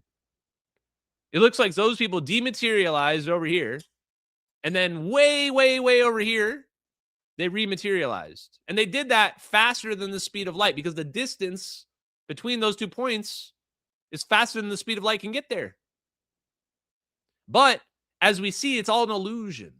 It's all an illusion. The object didn't actually accelerate that fast. What happened is it took a secret shortcut. The object never actually was faster than light. It just relativistically appeared to go faster than light. This is the rub. This is what people struggle with to understand because this concept of the extra dimension throws us all off. And we can't really perceive this higher dimensional state and what this means for how it interacts with our reality. But that's how it interacts. The people going through the portal, no time passes. They're just instantly on the other side. The people watching it, looks like they just teleported. Okay, let's let them continue. Time is like that. In one dimension, there's an arrow. There's an ordering. We call it and 2 and higher. The number of dimensions in total is going to be either 5 or 7. Okay. He's also saying the total number of dimensions is going to be 5? And each of those dimensions has a different kind of energy. Okay, you had me in the first half. But when you went with different kinds of energy, now you're talking like you're speaking to your rock crystals. Different kinds of energy in the different dimensions. What are you talking about, dude? So in other words, energy is unique because there's only one time dimension. But as soon as time has multiple dimensions, you can talk about multiple forms of energy. Just the way you can talk about momentum in the X direction, momentum in the Y direction, or momentum in the Z direction. Oh. Okay, I mean, I don't know how you rationalize that. I'm going to say this. I'm going to give a different perspective. I'm going to say, instead of trying to make all the dimensions have their own different energies, what if all the dimensions actually just have one energy? What if, instead of trying to make everything more complicated, we try to make everything simpler? What if instead we say that there's a fundamental force that gives rise to all of the other forces? If there's a fundamental force that gives rise to all the other forces, then you could say that that controls the concept of energy. The entire concept of what energy is can be manifested from that force. That right there is actually Salvatore Pais' superforce, my mentor. If you're out there, boo, I miss you, boo. Okay, here we go. So, in part, what I'm trying to do is to jailbreak space-time. That's what I'm actually doing. And I'm doing it with zero support, with no confirmation that this is real, because something is controlling my entire community to make this funny ha-ha, just like Forbidden City was. Jack Raper has gone mad. He thinks that there's a city in New Mexico where there's a mayor who's a second Einstein developing a doomsday weapon. Is that funny? What a loon, that guy. What an idiot. Ha ha. That's what's going on, Joe. That's what's going on, Joe. I can't disagree. I would say that there is an extra dimension. I think listening to Eric Weinstein say it is, wow. That is, it's surreal. It's surreal listening to happen. I'm not even upset. I'm glad that it's happening. I'm glad the conversations are happening. And I hope that they keep having more conversations about wormholes, because we need the truth to come out about this. And the faster it does, the quicker we are going to get the answers. Now, there's something else. I want to shout out a couple of the shows that I've been on. We'll come to that at the end, though. Hopefully, I'll remember here before the end. Other big news. And before we do that, I'm going to play this clip, because Trump has been saying this. Trump has been saying we have these weapons. He's been saying it repeatedly, saying it. And this was just this summer. Faced with overwhelming. Not even that long ago. Because some people say, Ashton, why are we losing the war in Iran? First of all, we're not losing the war in Iran. I don't know why you keep saying that. I don't know what your definition of lose is, but like, when someone's entire leadership dies and you've destroyed their infrastructure and they can't shoot back at you, they're not winning in any definition. No matter what definition you use, it's not winning, right? I don't think even Iran thinks they're winning, okay? Secondly, you only break this technology out when you have to, or as a trump card, right? Like, either you use it the last ditch effort, or you use it when you need to stop something that you have no other way of stopping. Like, if a meteor is going to come down and we have no way of stopping the meteor, then we're going to break the magical technology out, because yes, we're going to reveal it, but at the same time, we need it because otherwise we're going to die, right? That's the reason why. But Trump doesn't mind. I mean, Russia and China know. We just read a Chinese paper about some scientists that the CIA is probably going to disappear pretty soon. But look at it this way. Even if I'm responsible for the CIA disappearing those scientists in the future on that paper we were looking at, it would prove that we're right. There would be a good that would come of it. Yes, maybe some Chinese scientists get disappeared that are working on free energy, but it would corroborate us. Anyway, here's Trump bragging about the tech. We have the greatest military, the strongest military, stronger than any. Nobody's even close. We have the best weapons in the world, but we don't want to use them. If you threaten America or our partners, however, then you'll be faced with overwhelming strength and devastating force. We have things that you don't even know about, you don't hear about. And if you did, you say, wow, we have the greatest military. Okay, so that's just one of the clips. In fact, I'll play one of the other clips that I already have queued up here. This one. The sonic weapon that took out many of the Cuban bodyguards that were used to defend Maduro. Lots of people saw the details about that weapon and were concerned. Is that something that Americans should be afraid of, something the United States is combating? Yeah, it's something I don't want to, nobody else has it. We have weapons that nobody knows about. And so I forgot. I remember. I think they copyright strike me last time I played that, so I'm going to cut it short right there. But there's Trump again saying that we have these weapons that no one knows about, and we can use these like we used on Maduro. He was asked specifically about these weapons. How did we get Maduro in this military thing? And he specifically calls out right after that and says, this guy was in a military bunker, and we got him out. We didn't use conventional technology to pull that off, or at least we used a combination of conventional and unconventional technology to grab him. So all these people are talking about this technology that we have. Trump is talking about this weaponry and this advancements we have. We were listening to Jim Simivan. In fact, I'm going to play that clip too before I go to this next part, because I want to talk about Tulsi Gabbard and politics here for a second. But the clip of Jim Simivan is so on the nose, where he explains exactly what's going on. To me, well, you know, they're hiding, you know, these great energy successes, and we'll be able to take all this new technology, and they're hoarding it. Well, you know, you're seeing a great example of asymmetric warfare going on right now in Ukraine, and you're seeing it in Iran. What happens if you take a technology that's free to everybody, a technology that you can use to create a weapon? So right there, he says, look at the asymmetrical warfare you see happening. The asymmetrical warfare in Venezuela. We just kidnapped their world leader, GG's. Took them out, one-shot them. We one-shot them. Destroyed Iran, destroyed all their leadership. Like, some of you people are getting gaslit way too hard on this. I can't believe anyone.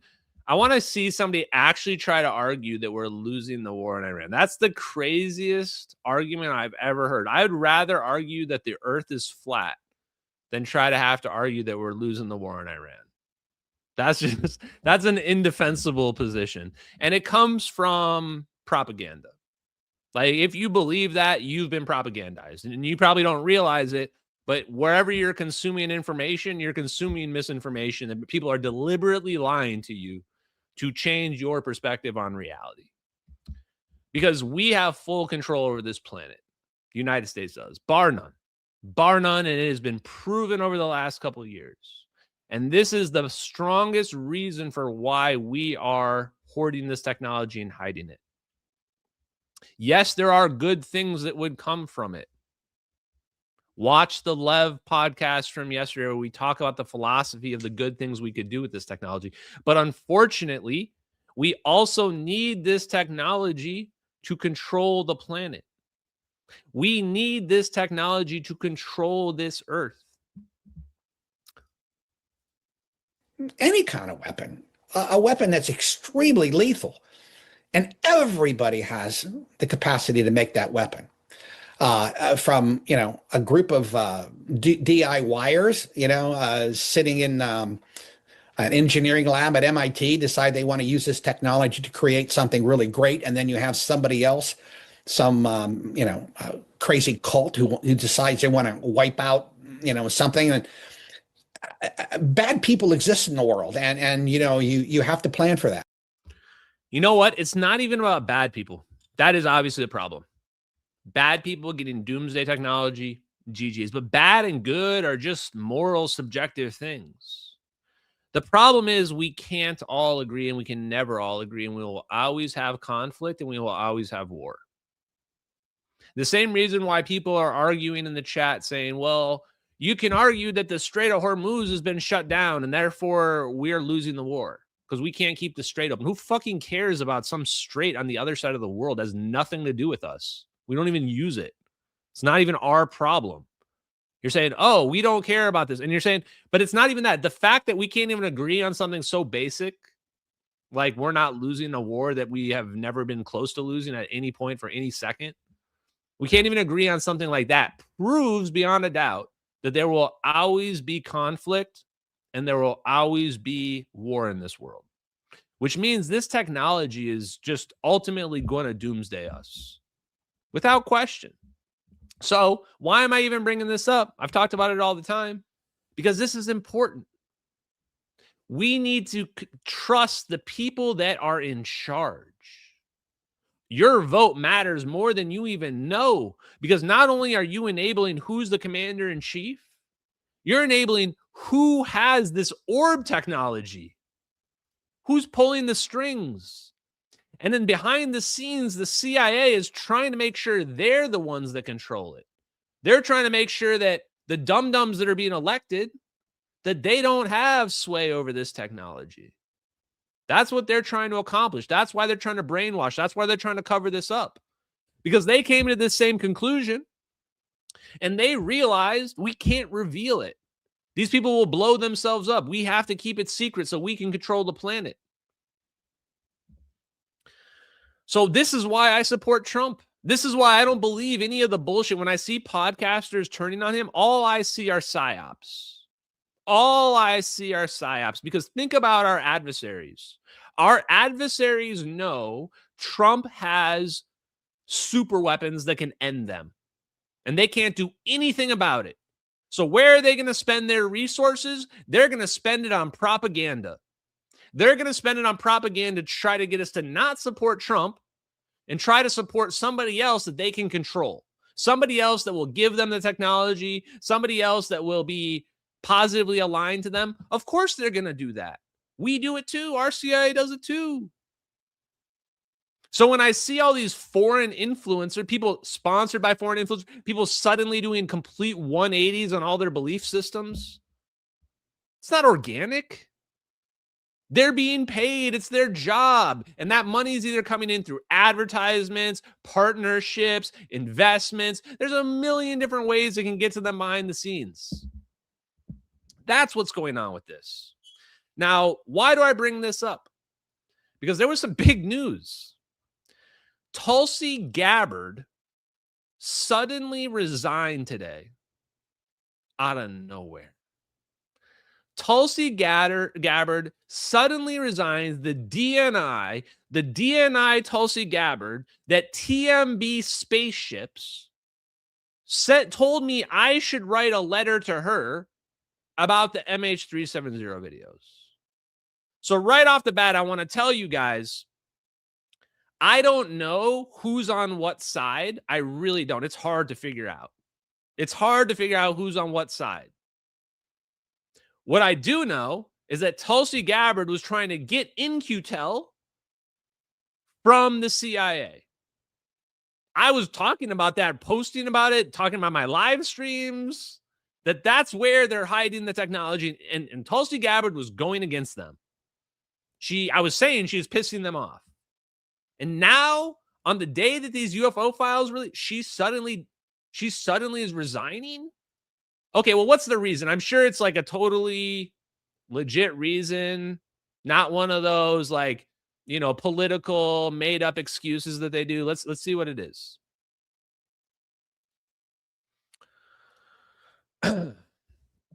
I'll read it because can I zoom in or no? Let me see.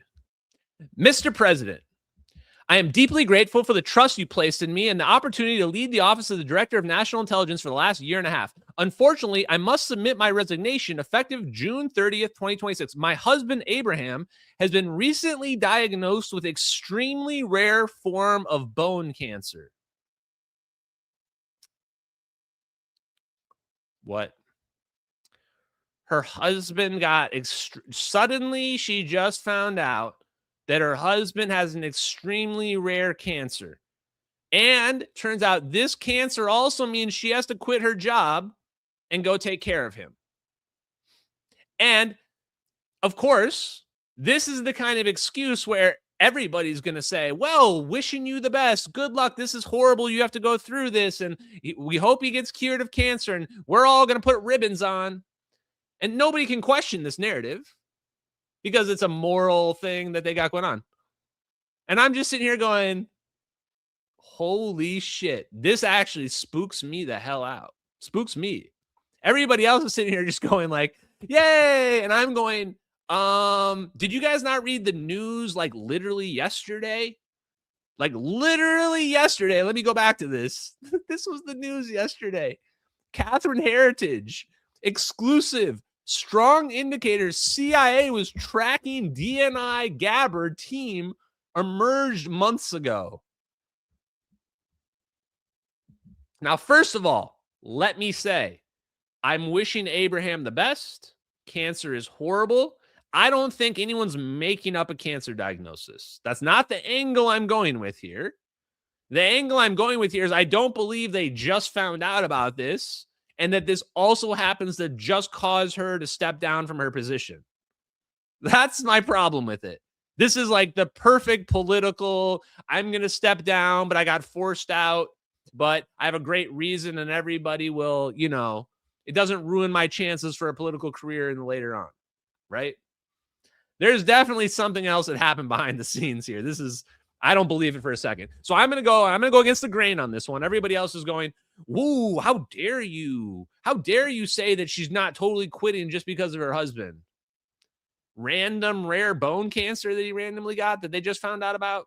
Okay. And more than that, this is why I really crashed. Actually, I think I made Laura Loomer actually make a follow-up on this. Because I don't know if Tulsi Gabbard's against the president or not. And if she was taking money or she was connected to Joe Kent, who was pushing all that bullshit, then I'll be the first person to say, screw Tulsi Gabbard, get out of here. But I haven't seen any of that evidence. And nobody's even made those claims yet. So I want to know, what is the real story for why Tulsi Gabbard suddenly disappeared? Or why she suddenly resigned, I mean. And here's the reason why. This was in the Liberation Times. I actually talked about this story, or I don't know if I talked about it on my live streams, but I posted about it. Read this article, good article. And this is the article about the UFO files saying that they have CIA surveillance, and the CIA has been pushing back on releasing the surveillance because CIA and the NSA have better surveillance than the stuff that we've been getting released, which we know. We know. A source told the Liberation Times they suspect Aaron, his name's Aaron Lucas, right? Aaron Lucas, let me just confirm. Yeah.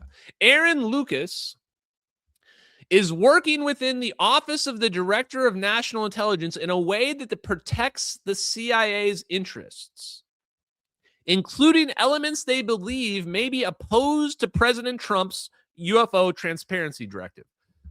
Again, this was like last week. These sources specifically pointed to the Weapons and Counterproliferation Mission Center and the Directorate of Science and Technology.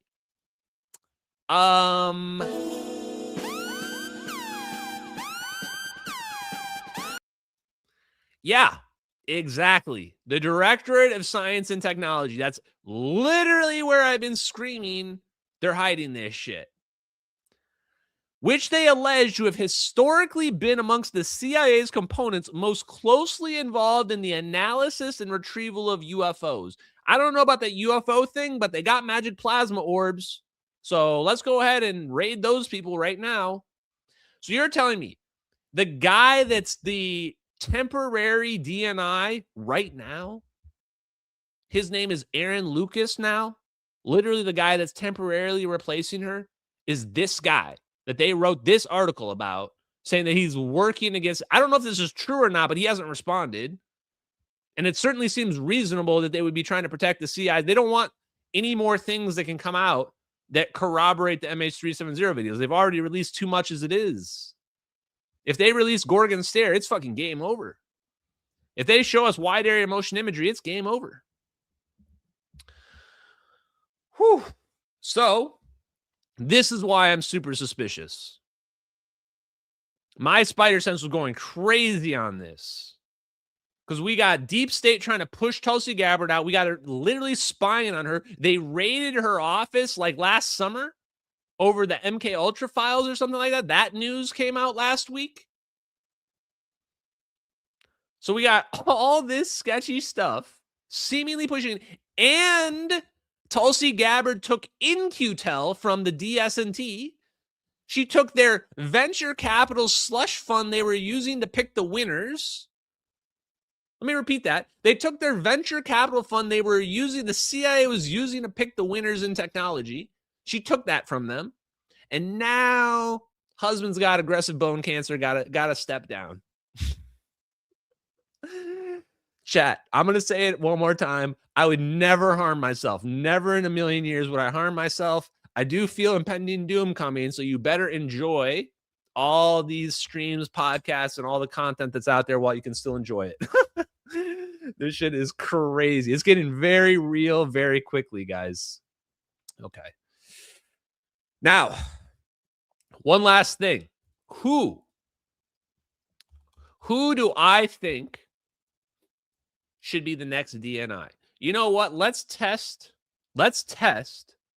how much influence we have. Do you guys think we can influence the next DNI? Do you guys think I can pick the next DNI right now? You guys think we can do it? Can Ashton Four Orbs pull another rabbit out of his hat? Can he predict the future? Does he have psychic alien powers that the aliens downloaded into his brain? Well, we're going to prove it right here. I'm going to prove it. Let's see. I'm not even going to say who I think. I'm just going to play a video. I'm going to play a video, and the video will be a secret. It'll be a clue to who the next DNI is going to be. This is breakthrough technology. When this is done, and I don't say this lightly, this will be the most important discovery and invention since the first Manhattan Project. So we did a lot of searching, John, all over the United States. We looked at a lot of the emerging nuclear power companies, and there's nothing that stands that holds a candle to this company. So look, we want to be right in the middle of the most important issue at the highest level. What does America really need? When we started True Social, we needed free speech. We saved that. Now somebody's got to step up and do something to produce real energy in this country, and we're going to do it. How fucking crazy is it going to be when Devin Nunes gets assigned as the director of national intelligence after the clip that I just played for you right there? The guy that was the CEO of True Social, but stepped down from True Social last month. That's him talking about why they picked up Tri-Alpha Energy, the next crown jewel of fusion energy, chat. The next crown jewel of fusion energy. Just because, if I'm right about this, we're going to play that clip that we just made right there. The one that we just made on this live stream. That's going to be a viral clip, chat. I got one more for you. We're not done. We got a little more for you. Here you go. Fusion has always been there. It really is the holy grail. It's like the sun, but we haven't been able to harness that yet. It just hasn't, the technology, the science, but that's the difference between TAE and all the other nuclear companies out there around the world. This is the one that won't rely on rare earth elements, won't have to rely on a bunch of magnets, and it's the only company that's actually built something. That's what we were most impressed with, was not just all the scientists and all the engineers that had worked with private funding, all private funding, I must say. And now what they're looking to do is they need a way to get in and access the public markets. We provide that opportunity for them to access the public markets. And I would just encourage everyone to actually look at this company. I think when you look around the country, You hear what he says there? They needed a way to access the public markets. What the hell does that mean? It means they didn't want to go through an IPO, but they wanted to be able to get to the public markets. They wanted to be able to build devices commercially. So they merged with Trump Media Group. Tri-Alpha Energy did. And even though Tri-Alpha Energy, the stock of Donald Trump's stock basically careened, I still got to say, I think it's a good buy. I think this is what you see happening here. Let me finish this. Around the world, this is the world's premier nuclear fusion company without question. And when we talk at Trump Media and Technology Group, what do we want to do? We want to acquire crown jewel assets. This is a crown jewel asset that could change the world. Chat. When Devin Nunes gets inserted as DNI, I want it to be 100% clear. There was nothing sketchy that happened with that merger. There was no funny business whatsoever. You're imagining it. Anybody that says there was sketchy business going on, you're delusional, you're mentally ill, you got problems you need to figure out at home, whatever I got to say to you, but it's all above board. Everything was above board, and there's no controlling of What's going to happen with energy going on? Don't worry about that. Nah. I mean, that guy was just totally jerking off Tri-Alpha Energy's A-neutronic fusion, which, by the way, they're going for proton-boron 11. Proton-boron 11 fusion is what they're going for. And now you're about to put him in the most powerful intelligence position in the entire country. The most powerful intelligence position in the entire country after he just told you that fusion is all real. There you go, chat. Oh, we are getting serious, guys. Okay, guys, we got about like 30 super chats. So we're just going to start going through them and I'll just answer and riff on the moment. So thank you guys all for being here. Also, shout out, I don't want to forget. I'm going to pull them up. Shout out to Lev, guys, from the I should probably pull up his thing. Hold on. I have it here. Shout out to Lev in the Curious Crossroads. I'm going to pull up all the guys that we did the live streams with in the last couple days. First of all, Pat Gray, guys, on the Blaze. Huge shout out to Pat Gray, Keith, and the boys on the Blaze. They are one of the few people that have been willing to continue to talk to me and have these conversations. It was an amazing show with them. It was pre-recorded before, but actually I literally anticipated in that podcast that they were going to release these videos, and they released them. And it's exactly what I said. Someone find the clip, because either in that one or the Curious Crossroads, I literally said we're going to see no aliens and we're going to see plasma orbs. And that's what we got. We got plasma orbs. So check out Pat Gray, number one. The Lev podcast from yesterday. I put a lot of clips out in the last day, so we got to scroll down a little bit. Where is it? Somewhere around here. Oh, here it is. Okay, guys, check Lev out. Lev's at Lev Pro, at Lev Po, guys. Lev's podcast was great. Here's the link to it. I'm going to put a direct link in the chat so you guys can just go to it if you want.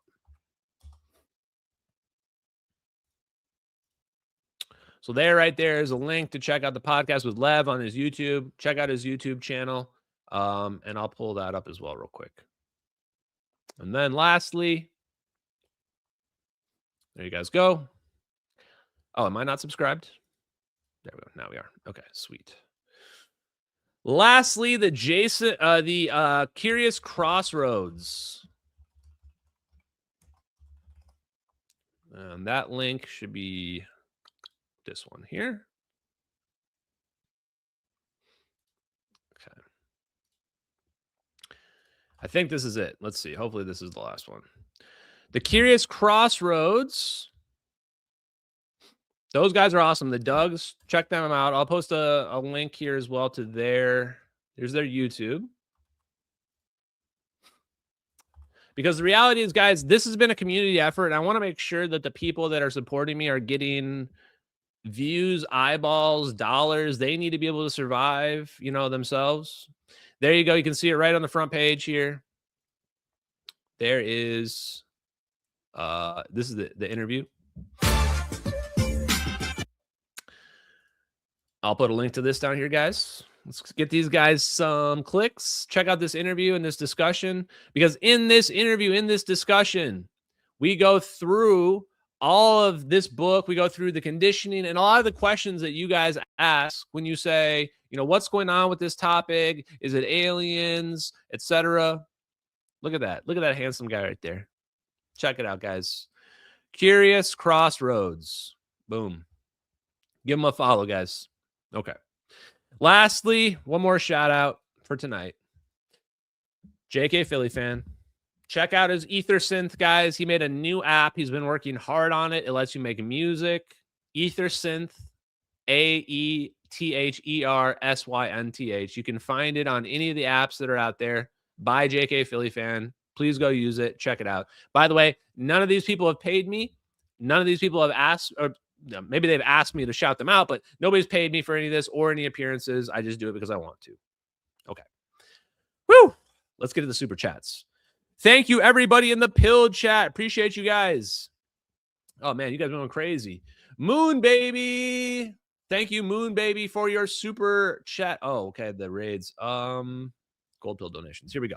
Matt gifted the gold can Let's go. Thank you, Matt. 1776. Moon Baby says, gifted the cookie. Look who's here. Love me some Ashton. Give him hell. Drag it all out into the sunlight. That's exactly what we're going to do, Moon Baby. Thank you very much. Woke Societies. This is actually somebody else I want to shout out.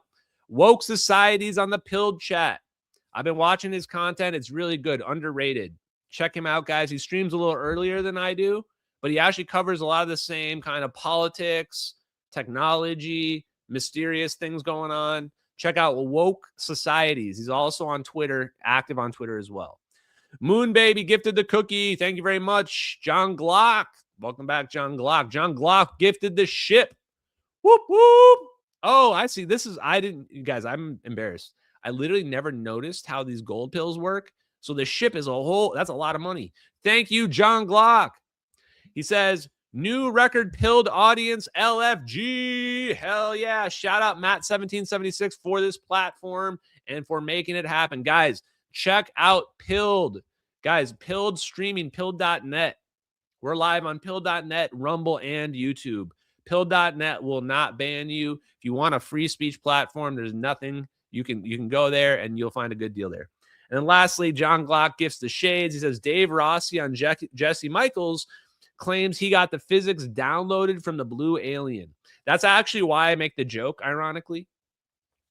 And by the way, I like Dave Rossi, but it doesn't mean I completely trust him. I don't trust anybody. I literally don't trust anybody. That's how you should live life if you're me, and the CIA might zap you with the Goy beam at any moment. But I don't really think that Dave Rossi got a download from blue aliens. Maybe he did. I don't know. It's an experience. Not sure. But I don't know. I still can't get over how he knows what he knows and what, like, some stuff he says seems so crazy and silly to me, but other stuff he says is just exactly right. Like the phase conjugation, I think the 4 orbs thing.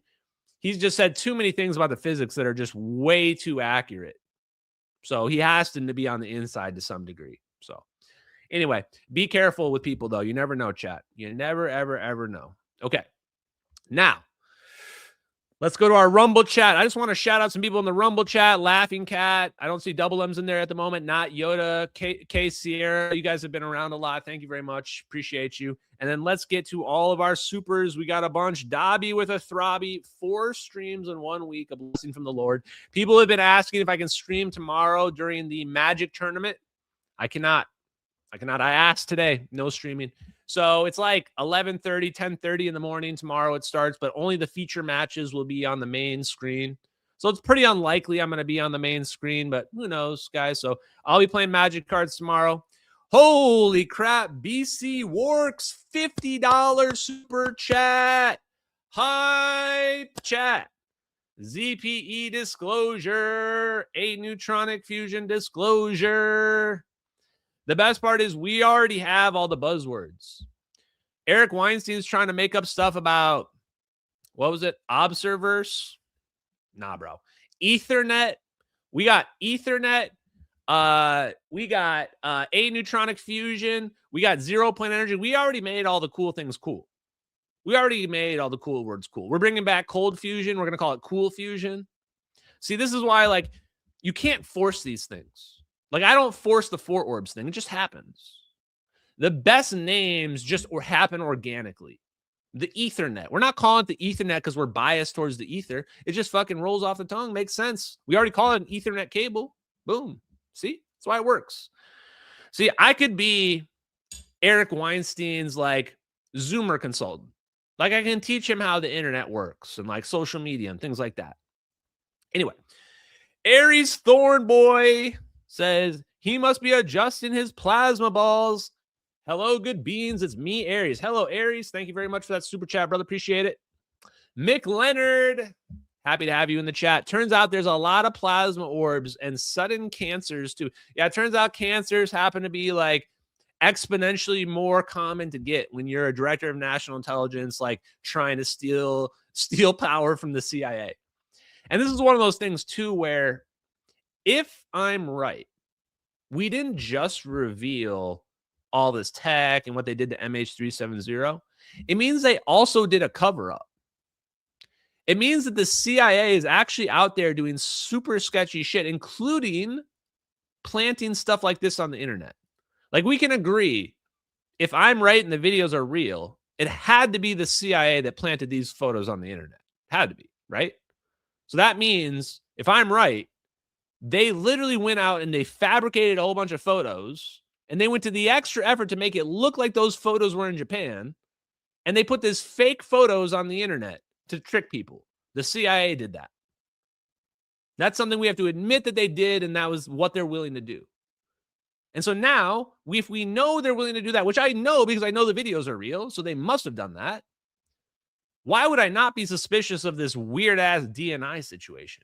To me, that's exactly the kind of sketchy situation where I want to know more about. Like, that's the kind of thing that has CIA written all over it. And you would say, no, they're not going to do something sketchy like either give the dude cancer or, a strong arm Tulsi Gabbard to step down. Yes, they are. Yes, they're exactly going to strong arm her.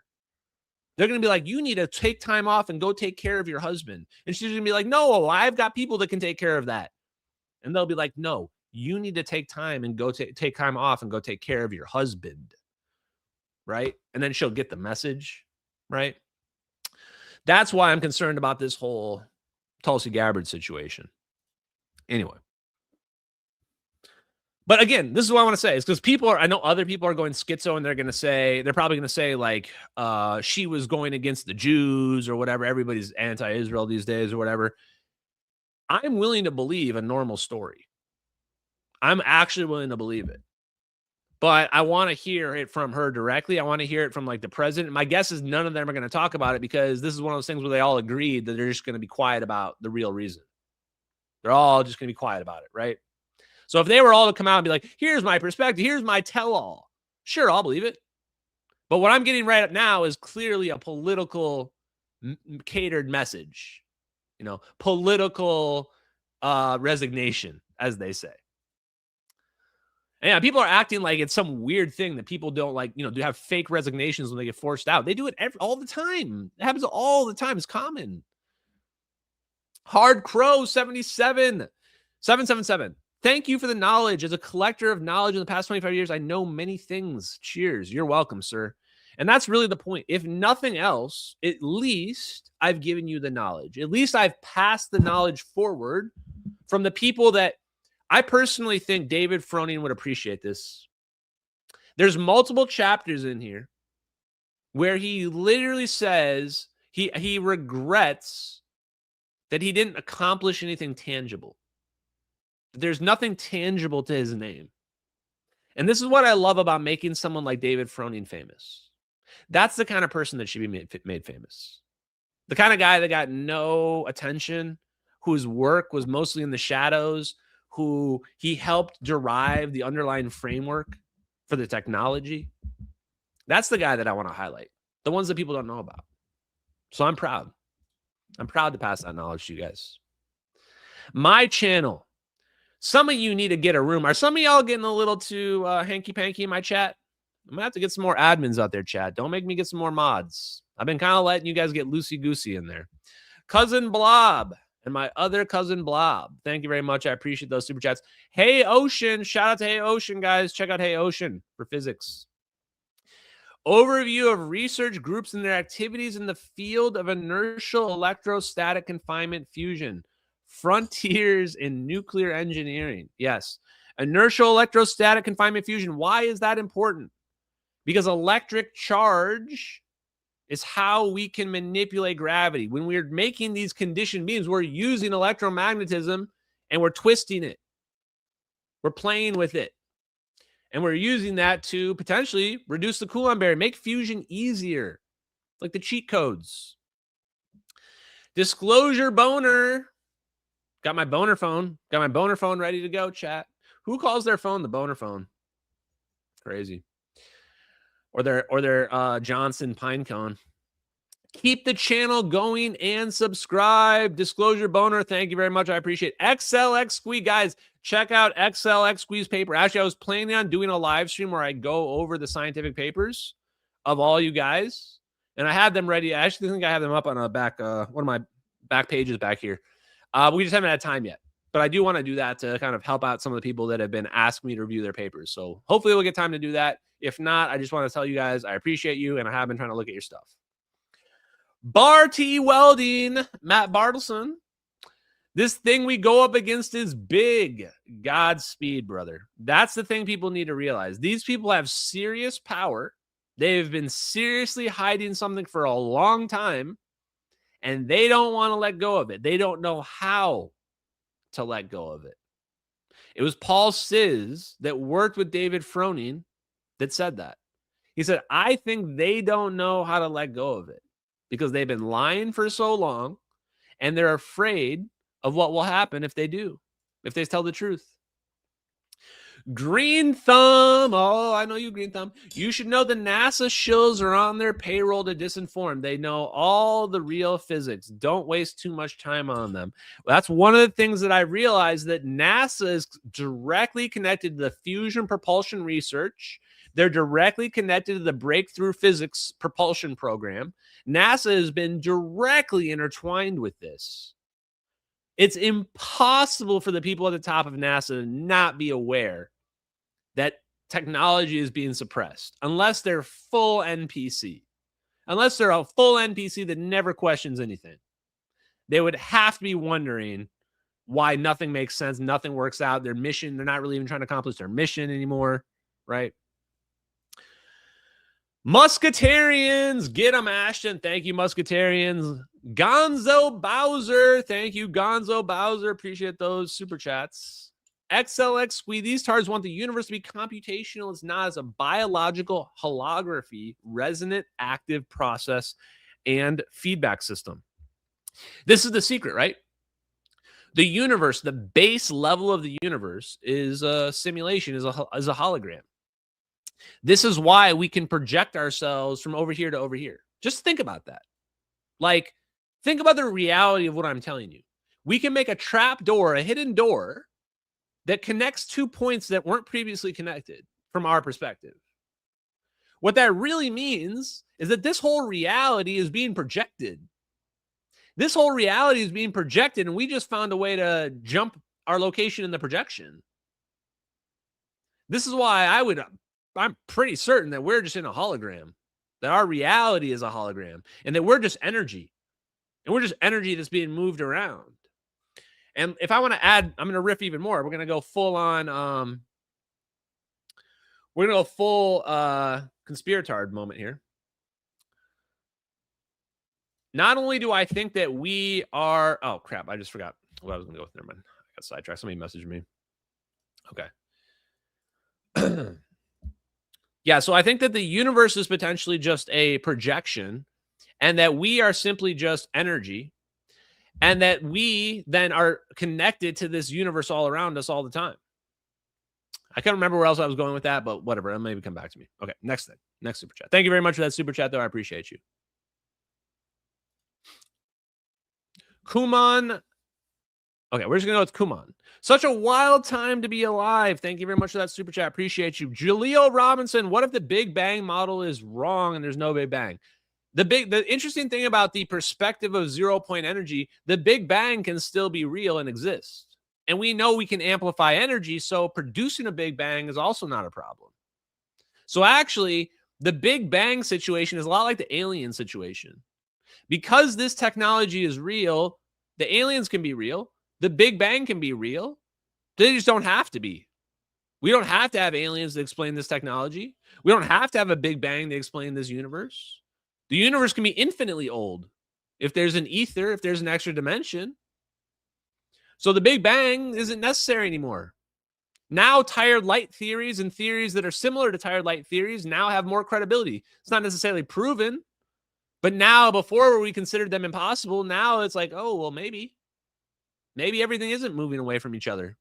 Maybe the whole universe isn't expanding faster and faster. And black holes, like I was saying the other night, maybe black holes aren't actually this infinite mass or this super dense mass that pulls light. Maybe it's just a refractive index bubble. And that refractive index bubble that we're seeing there has the same exact properties as a supermassive black hole in classical physics. You can interpret some of the same phenomenon in multiple different ways by only changing some underlying assumptions. So, pretty interesting. XLX squee, time is recursive. It's a tool to describe an event that happened at a location and its location it happened in man and vertebrates to track the cycles for agriculture we live in and experience. And yes, time is a cycle for us to track our lifespan. And so we have to think of time as something more abstract. And then when you start to think about negative time, you really start to think about what it actually means from a practical perspective. Like if there was no 0 point energy, then there'd be no time. So you would almost say we need the space-time, the 0 point energy to exist. Otherwise, there'd be no time and there'd be nothing to pass and there'd be nothing to live. There'd be nothing to experience. There'd be nothing to grow.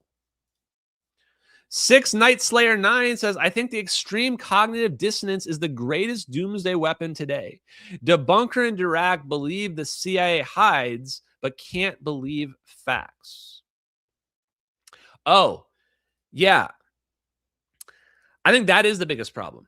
Like I said on the podcast yesterday, which again, check it out with Lev, is that the biggest problem is the psychological block, is the denial, is the cognitive dissonance. We actually don't need to build any more devices, and we don't need any more unification theories. There's plenty of unification theories that are close enough. There's plenty of over unity devices that people can show meters and videos and then building the device and taking it apart. You can literally find all of these things. And they get ignored because people say it's not possible. They don't actually test it. They don't actually go and see for themselves. They just say it's not possible, and therefore they ignore it. That's the biggest problem. People say it couldn't have happened. CIA can't hide information. I mean, literally Sabine Hassenfelder says she believes that aliens have secret faster than light communication ability that we don't know about, but that the CIA's Gorgon or ghost murmur isn't real. You're like, you're looking for secret faster than light communication technology, and then you say the CIA, when they say they have something that uses that technology, you're saying it's not real. This is the problem. It's not a problem of physics, engineering, it's psychology. Psychology is the problem. And so let me tell you guys, part of the reason why, I'm not this mean of a guy. At work, I'm always super nice to everybody.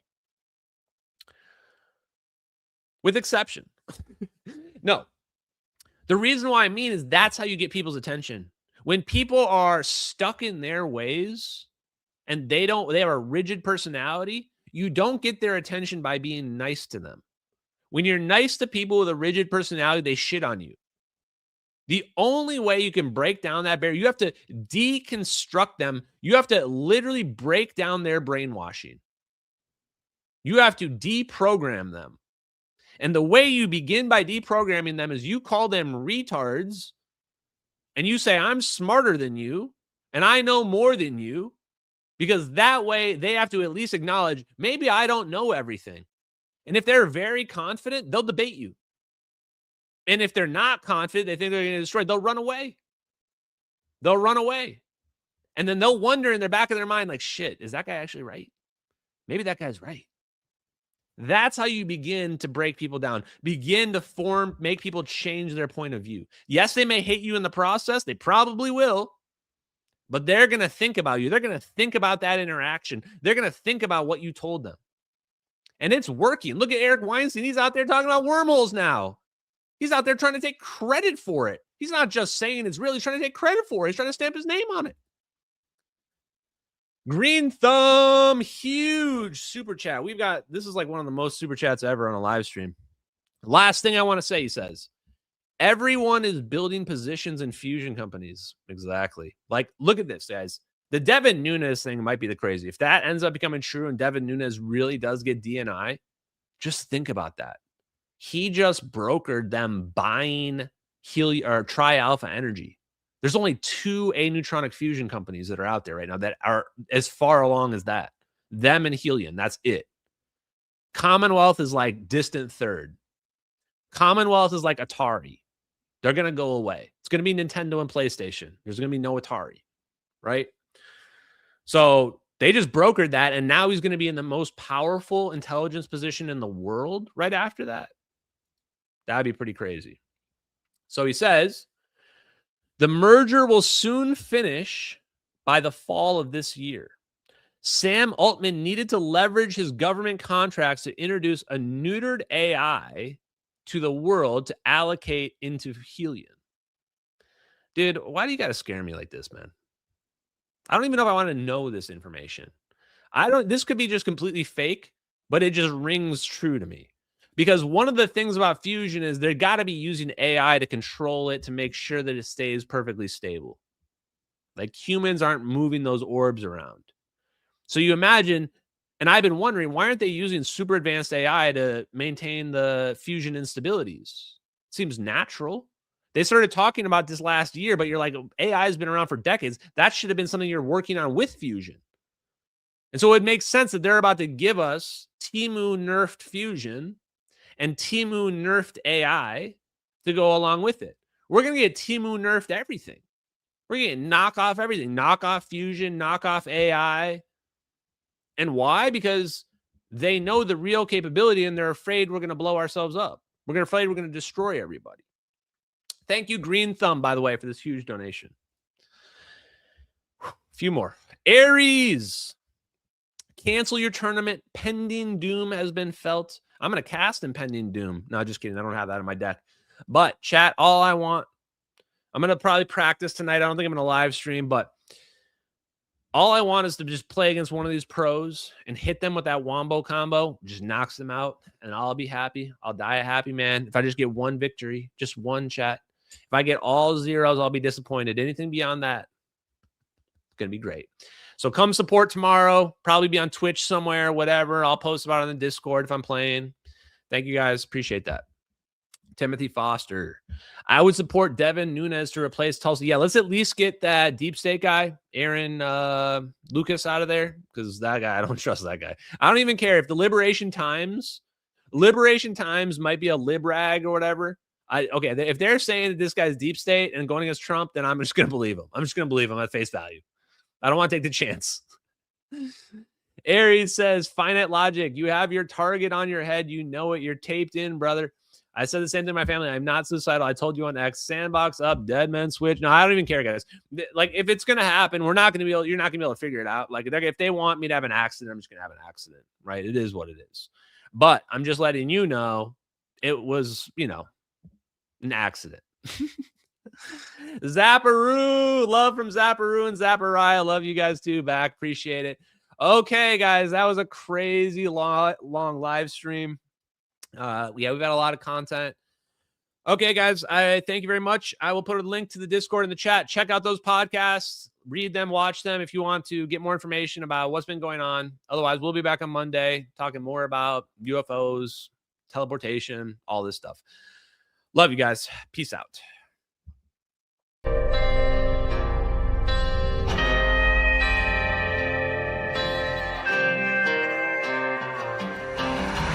In the fields where the skies are wide, talking about a journey through the cosmic ride. Einstein and Thorne, they set the stage for a trip through time across the space age. Wormholes connect distant points in space, traversable paths to a far-off place. No black holes pull, no crushing weight, just a cosmic tunnel to a distant gate. Talking wormholes, stargates, negative energy, travel through the cosmos, it's our destiny. MH370, where did it go? Bowling 777 through a wormhole flow. We're talking wormholes, stargates, negative energy, travel through the cosmos, it's our destiny. MH370, where did it go? Bowling 777 through a wormhole flow.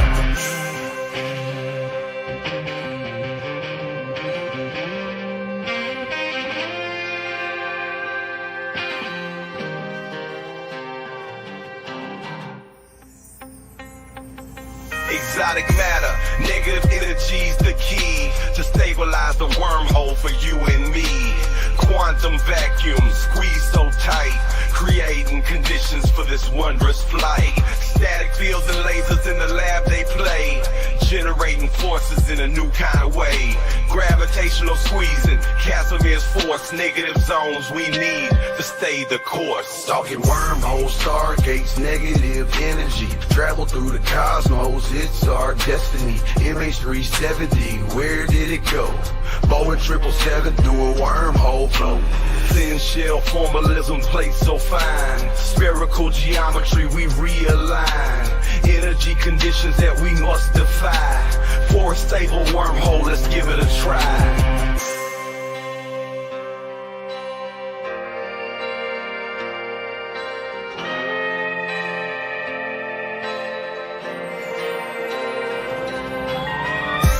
Forces balancing the plate, creating the throat, opening gates from Earth to the stars in a single bound.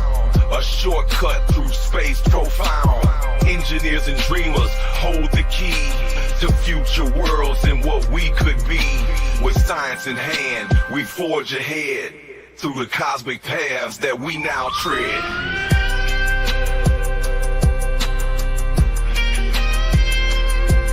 Talking wormholes, stargates, negative energy. Travel through the cosmos, it's our destiny. MH370, where did it go? Boeing 777 through a wormhole flow. From the fields to the stars, we break the chains. Understanding the universe, we make the gains. Lil Hula Crunk shines, bringing truth to light. Through his music, we'll explore the night.